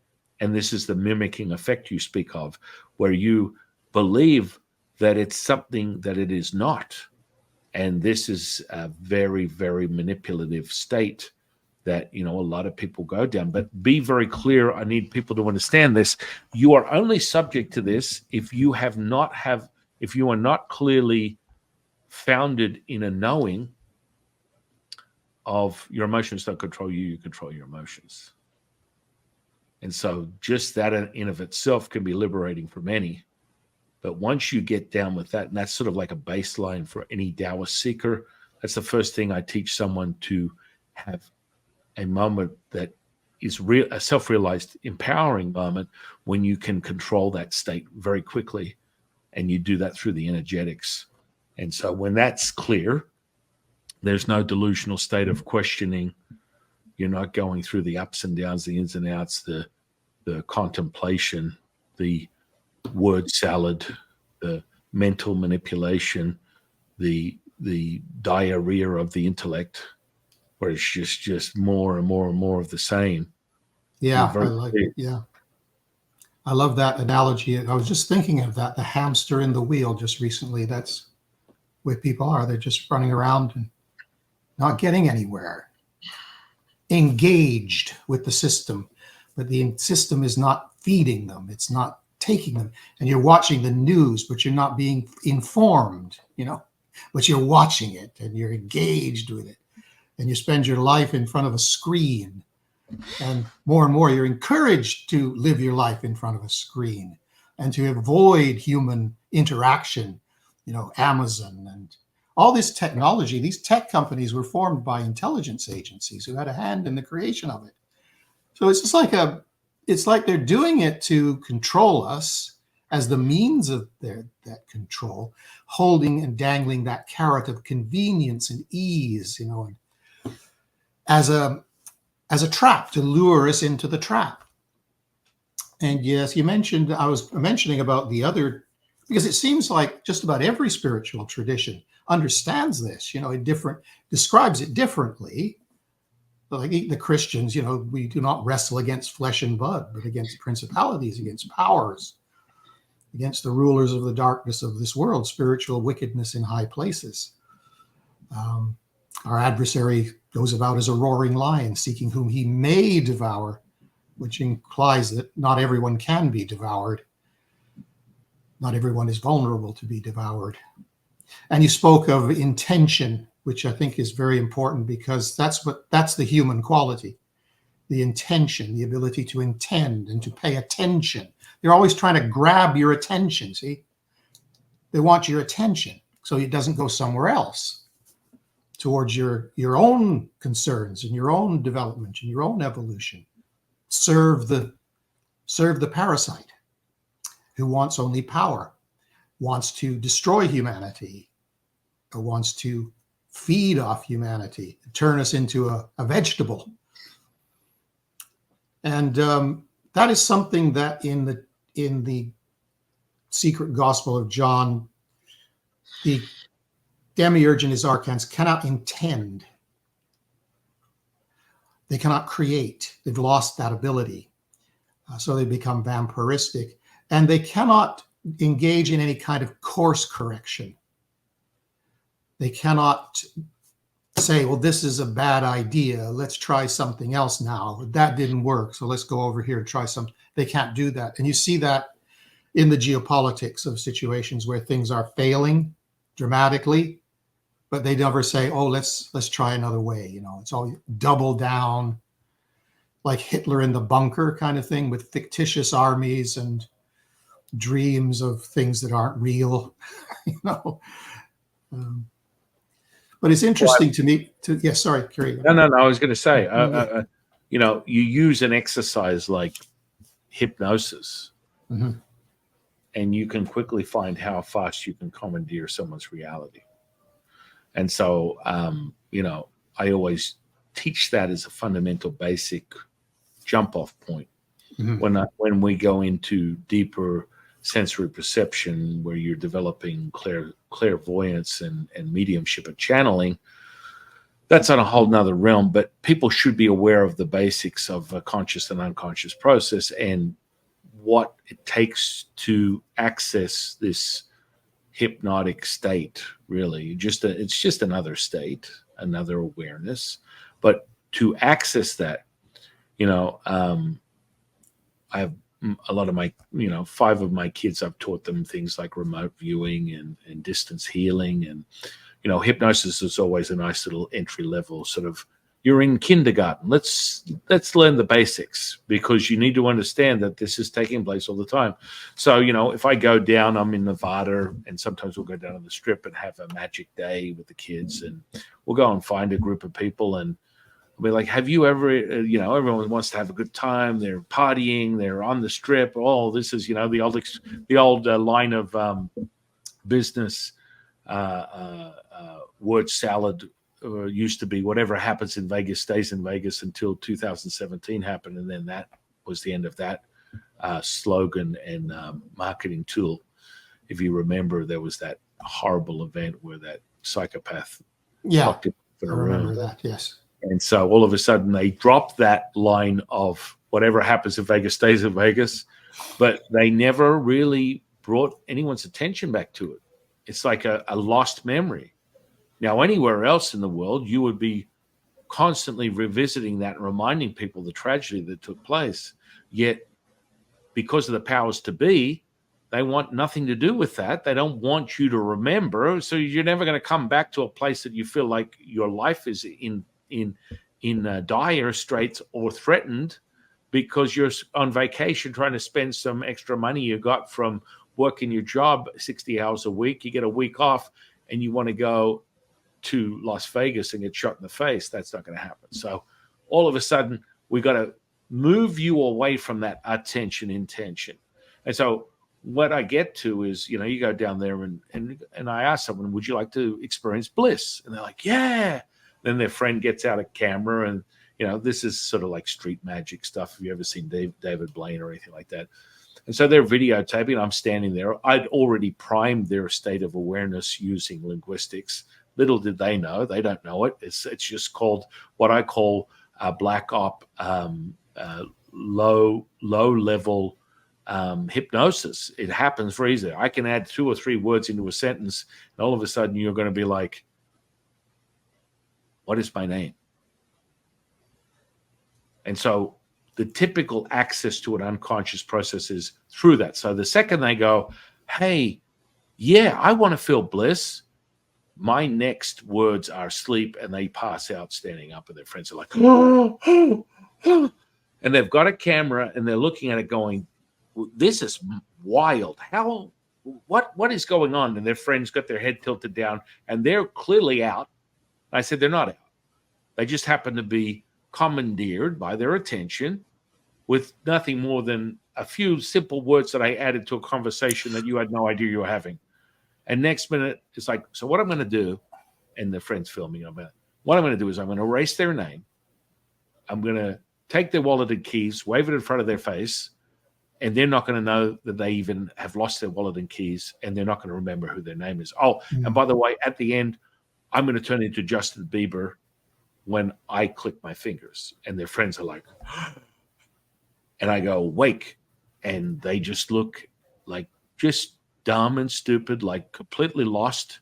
And I'll be like, what's your name? And they're like, and their friends are like, this is really happening right now. And then it's next minute, it's, have you lost anything?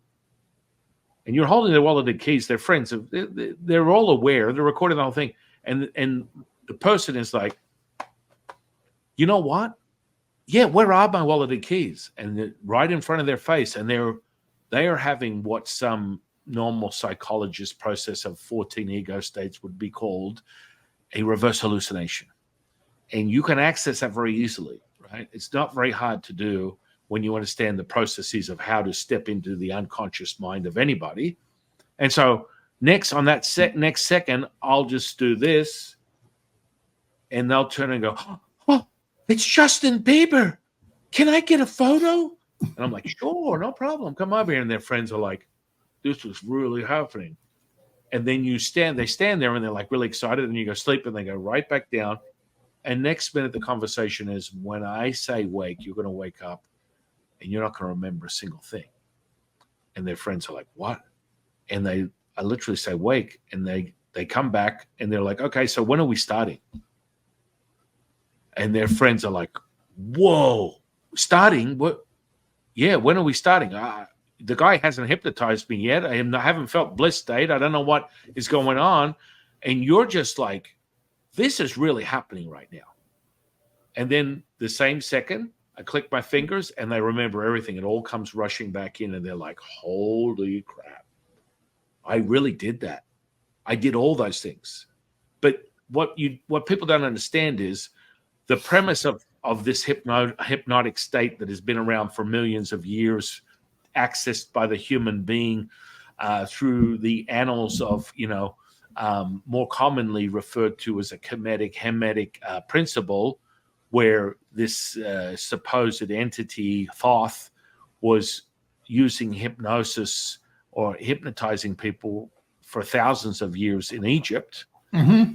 This is a manipulation. By the way, when I channeled Thoth, his intention, in my opinion, was not of the highest frequency, quite frankly. So all this sort of like commandeered idea of, oh my goodness, he's so amazing, he's another reflection of God and Jesus and all that, that's not what I got. And Perhaps he quite, was using it for worldly purposes, was he? Like the maybe. Hermeticists were into this magic, and alchemy. Hmm. And Sir John Dee was the chief advisor to Queen Elizabeth, and he was really into it. But he was using it to build the nascent British Empire, to get it off the ground, using magic. So these people are into this, but they're using it for nefarious purposes. Well, what happens is you echo that. And so when I use these tools, it's just to give you an example of how quickly you can go into a different state. Yeah, it's quite amazing. Yes, it's quite It's scary from the negative potential of it. That well, these people potentially, obviously, yeah. And what I need to reiterate, which is where a lot of hypnotists don't, they attempt to downplay it, but they go, listen, if you don't want to be hypnotized, you can't be hypnotized. Lie. That's an absolute lie.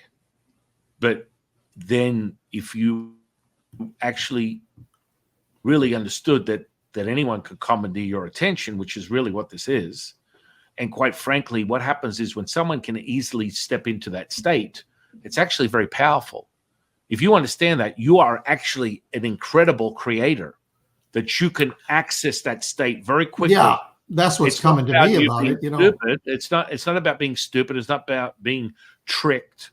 Yet people will manipulate you if you're not aware of it, and they have no problems doing it, which is generally the political landscape, right?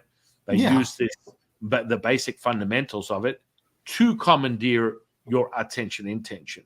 But for the most part, anyone that can access that quite quickly is extremely powerful creator.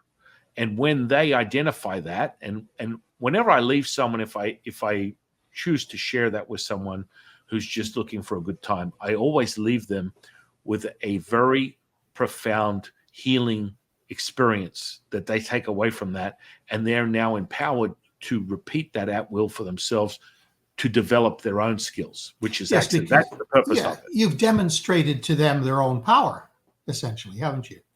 Is that true? Oh, 100%. And 100%. This is why we're being kept from that. Knowledge has been driven out of us over the ages, like even the knowledge of ancient civilizations and their alternative technologies, which could have been internal technologies like levitation or all kinds of possibilities.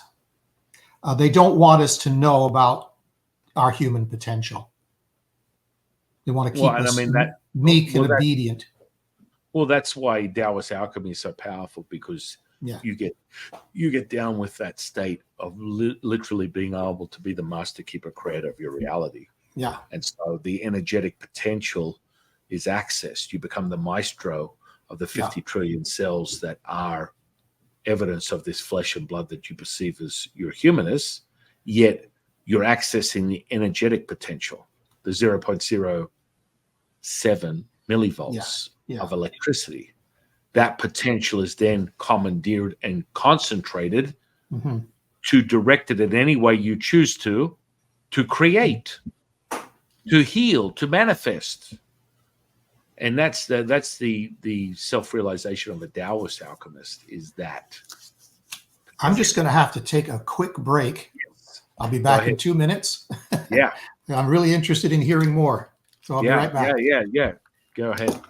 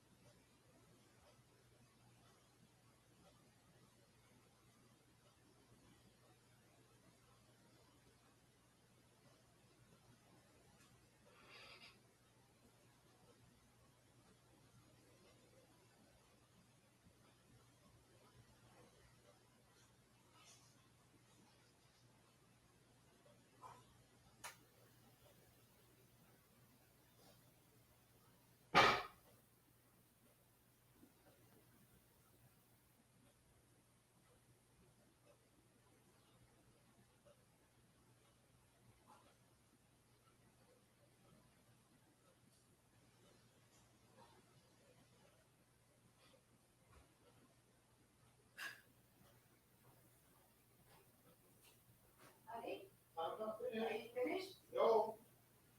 Just taking a break.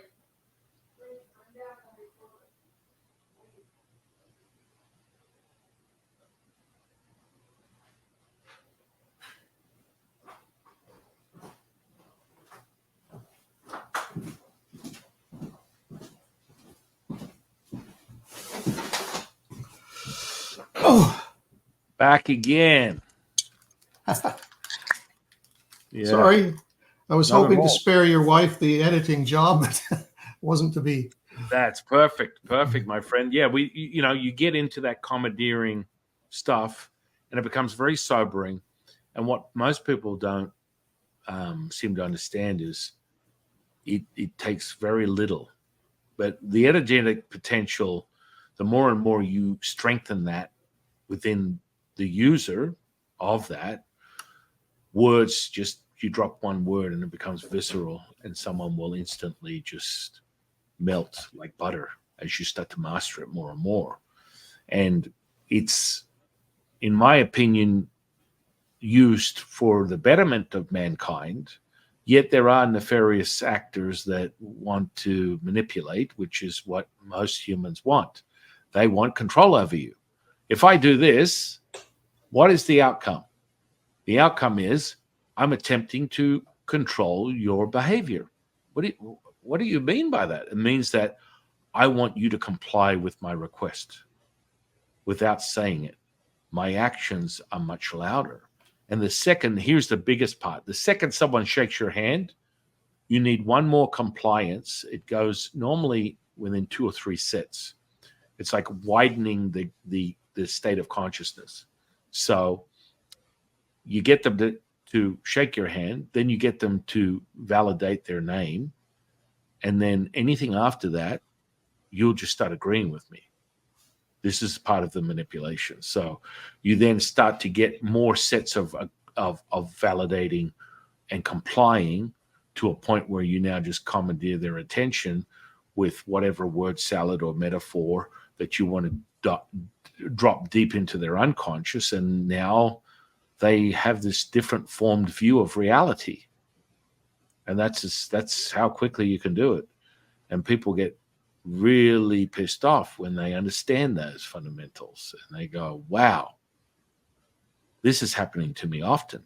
Yes, in most cases, most people don't realize they're doing it with the intention to manipulate you. There are a few, but most people are just, this is their universal way of communicating. I want to shake your hand. I want to welcome you. But most of the bad actors, I understand that. So the tactile response that you also get by shaking someone's hand, you activate from a neuroplasticity perspective, the gene expression. So your self-receptors, which are in the dermal layer of your skin, is an activator to commandeer the blood, which is the culture medium, which commandeers the very thoughts, feelings, and emotions that come from the pineary, pituitary, and thalamus. So the alchemical fun factory is now being commandeered by that. So when you touch someone, you implant that deep into their unconscious. It's an activation that goes way, way deep. And people don't understand it. So if you're around for any reason, not that I want people to be fearful, but if you're around someone that's a self-proclaimed NLPer, be very clear that if they touch you, they are anchoring what they call anchoring information into your unconscious. Wow.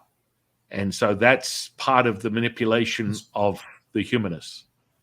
That's part of neuro-linguistic programming? Yeah, it's just understanding how the nervous system works and how to commandeer the unconscious. And that's one of those ways. And anchoring is a fundamental one. And you can do it with touch or no touch. And if it's no touch, it's tonality.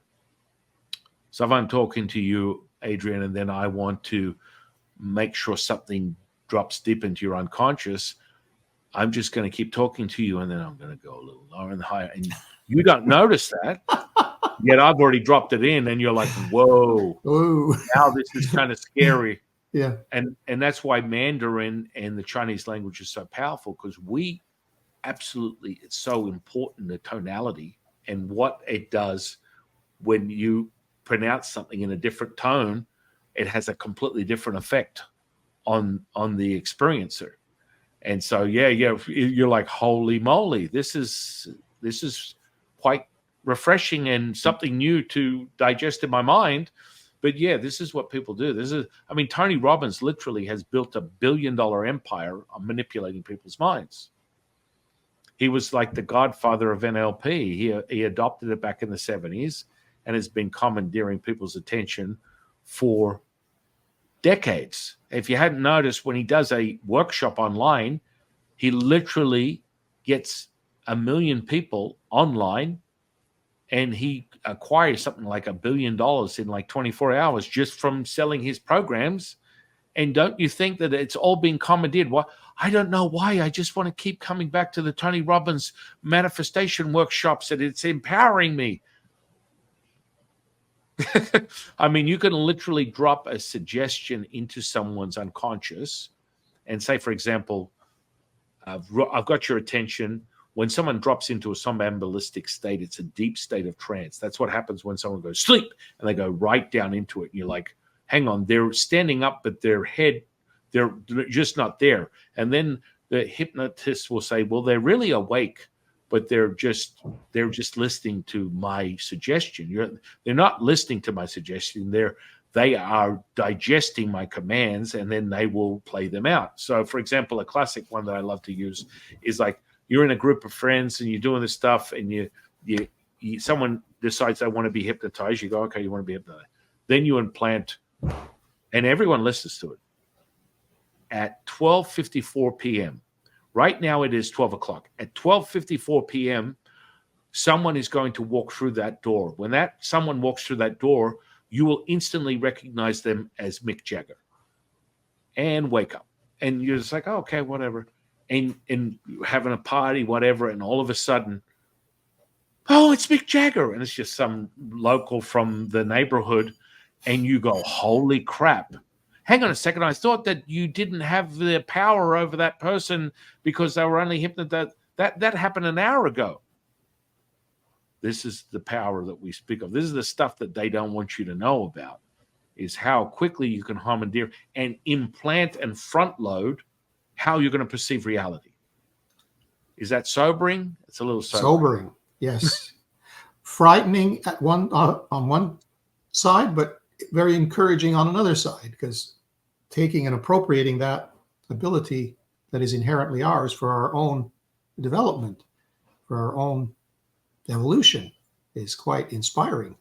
Well, I mean, the typical one is where people would use hypnosis to kick an addiction, right? Yes. Whether it's alcoholism or smoking or things of that nature. It takes me 3 seconds. If someone has that request, I'll be like, okay, boom. In 3 seconds with their eyes open, which makes it even more sobering, because they're like, well, hang on. Am I supposed to go to sleep, or what's going on? I'm like, it's already done. Now I'm taking it at a spiritual state of awareness and realigning the energy, but in essence, it would be the same thing. You're changing that state. So, and they'll look at me and I'll be like, okay, from now on, every time you go to think about a cigarette or want a cigarette or even go to smoke a cigarette, it will taste and smell like dog shit. And they're looking at me with their eyes open going, well, no, I've seen movies. You've got to get into a state, and the person talks to you. I'm like, no, it's done. And they're like, I don't believe you. I'm like, go light a cigarette. And like 3 seconds later, they're vomiting and puking because they have now adopted this belief system, and their sensory perception will bring and create all the characteristics of dog shit. They can smell it, they can taste it, they can feel it, because they've created that. But it's just accessing that sweet spot. It's like the Death Star moment within Luke Skywalker and the Star Wars, and he's flying down to the Death Star, has that one chance to shoot this Death Star right in the center point, the vesica, the center point of center points. And that's the same thing when it comes to creating that state of awareness, is getting between the breath in and the breath out, the Wu Ji. And when you do that, all this Hollywood movie, watch The Pendulum, it's all interesting. It's a progression of, awareness or trance or state or hypnosis or mesmerism. That's where mesmerism came from, was Mesmer back in the 1800s. He would use that power, and it's a connection. For anyone that understands channeling, you're channeling the energy from your bihwave point, which is the top of your head.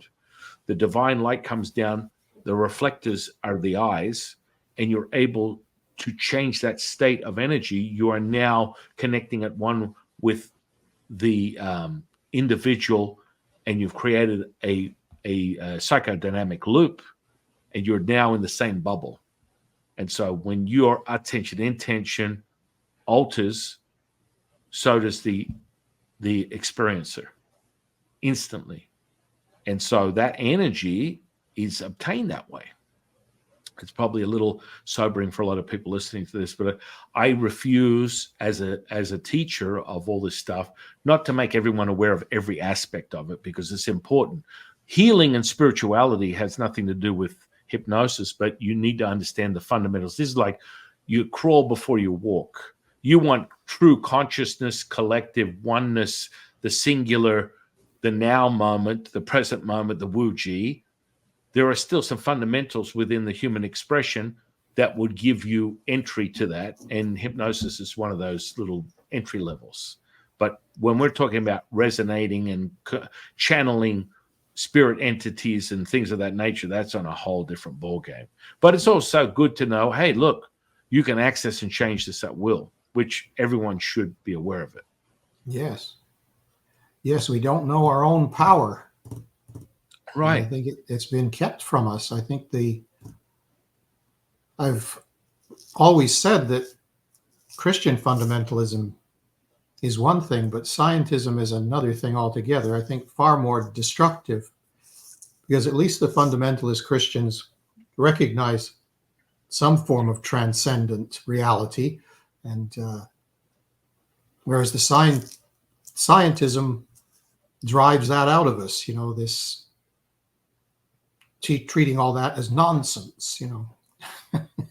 Right. That was where throw the bath out with the baby with the bath water back in the 1700s, where they removed the magical, mystical aspect of science and just kept to the materialism. Yes.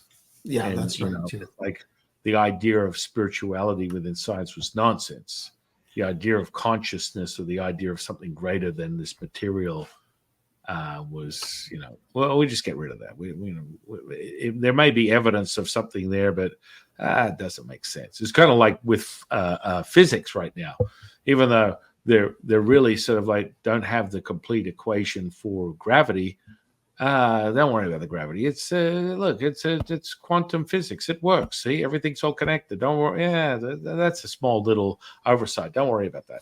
Yeah. Now, they're picking and choosing, as you would say, the subjective perception, and they're able to, and yet they want to give you the illusion that it's an objective method. It's not at all. Not objective, no. And when you consider the empire of scientism, the empire of scientism would not survive an awakening of people to their inherent capabilities and their personal power. So in order for the empire to thrive, it has to suppress that knowledge. Mm-hmm. Yeah. While the real power behind all this knows it full well and knows how to use it for control and power and control. 100%. And that's where entry to the left, this ideal of the perfect world order coming in the form of news media, which is failing miserably, quite frankly, because most people find their information on the interweb through other factors, more in the social media setting, that's now being liberated by people like Elon Musk, where you're not getting this distorted, manipulated viewpoint, and you're getting that, and of course, for whatever reason, the CCP and their TikTok efforts, they want to completely destroy the Western culture as we know it. So they're just willing to just have a platform where you can do and say anything you want, as you should. This is the problem. Fundamentals of the citizenship within the Republic of what we consider America is part of that. One of those things is the First Amendment that seems to be manipulated right now. And do as I say, not as I do. Don't piss on my leg and tell me it's raining, sir. I mean, you can't make this stuff up. You really become deluded because you're looking at this and you're like, don't believe your lying eyes. And then they're saying another thing and they're legitimately going, now, look, we have no value for law and order, even though this is a very fundamental construct of America. We're going to use it against you because you have this inability to stray from your belief system. And we're manipulating your belief system because you believe in the ideal of America. And by doing that, we will manipulate you. Instead of knowing it, this is how we manipulate you. Yes, that's right. They can take your belief and use it against you. Yeah. Like I think patriotism is a good thing. I think it's good to love your family and it's good to love your culture and your country. And just because you do that doesn't mean you're at war with your next door neighbor. They love their family too. But the powers that be can take that patriotism and say, well, we're going to war now, so support your country, fight for your country. And, so they take that love of country and use it and commandeer it for their own purposes. Because we're going out there to get rid of an evil dictator or to promote democracy or to fight that evil that's out there, That's a whole nother subject, the evil out there, Right. It's just outside of us. Yeah, it's always outside of you, right? Yeah. It's called projection. Yeah. We're seeing a lot of that these days. Yeah. Well, this has been a really fascinating little prelude to the next one. Oh, yes, it's been great, as always. There's so much more to talk about, even though we've exhausted ourselves. But always, my dear friend. I'm looking forward to the next one. But I mean, I really love this pairing, this sommelier experience between Taoism and Gnosticism, and how there is definitely some reflected values that are similar. Yeah, I love that. I find that other traditions inform my understanding of Christianity. And you see the commonality, and that we're all, I think there's a saying that all mystics come from the same country and speak the same language, even though they're separated by time and geography. Very similar. Yeah, yeah. Well, this has been really great. I'm going to put your information on this podcast as we always do. I want people to source and seek your insight and go and read your book. You've got another one in the pipeline, or? I do actually have an idea for my next book, which is focused on how we cope with all this, how we deal with it. I think we should give at least equal time to that part of it, as opposed to dissecting the problems and identify, which we need to do, of course. So that's important. But of more importance is that we develop coping mechanisms, how to deal with it. Yeah. Yeah. No, it's as you put it, the antidote. what is it, and have it reveal it to you as a way to navigate and self-realize who you really are and return to that. Absolutely. That's the name of the game. Well, on that note, in closing, I'm going to ask you this question, which I asked you last time, but maybe you've got a different viewpoint. What is your definition of consciousness? I think consciousness is the ground state of everything. So everything comes out of consciousness, which is the opposite of the scientific materialist standpoint, which sees consciousness as a epiphenomenon of brain development, something a kind of useless, meaningless byproduct of brain development. But the brain doesn't create consciousness. Consciousness creates the brain. So consciousness is everything. And we are aware of certain things. Consciousness and awareness are similar concepts. But we're not aware of our hair growing or of our heart beating. If we cut ourselves and we're healing, we're not aware of it, but it's going on anyway. It's there anyway. Human evolution is a process of that growing that consciousness and that awareness, expanded thing. That's where the whole idea of fundamentalism, the narrowing of the consciousness versus human evolution, the expansion of consciousness. We want to have a mind that is open to wonder of all the possibilities rather than one that is closed by belief into that little box or that little prison for the mind. So to me, consciousness is the ground state of all being, and the scientists are bewildered. They don't know what it is, They can't figure it out. It's called in philosophy, it's called the hard problem because they don't know how to define it or what it is. Yeah, I mean, that's just the conversation that they'll have with these left-brainers. Mm-hmm. And that it will be their very undoing, is that perplexing need to find the answer that they can't find within the numbers, yet they believe the numbers are the answer to everything. That's right. That was the essence of fundamentalism, is finding answers. Questions are more important, I think, than answers. Or wonder is more important than having arrived at a destination, Absolutely, brother. Absolutely. Mm-hmm. Well, this has been amazing. Thank you so much for coming in and sharing your time with us today. Yes, and thank you for inviting me. I really enjoyed it and look forward to the next time. I'm looking forward to the next one already. I'm going to get you on the schedule. So I want to thank you, brother, for spending your time today. I want to thank the universe for bringing you into my life.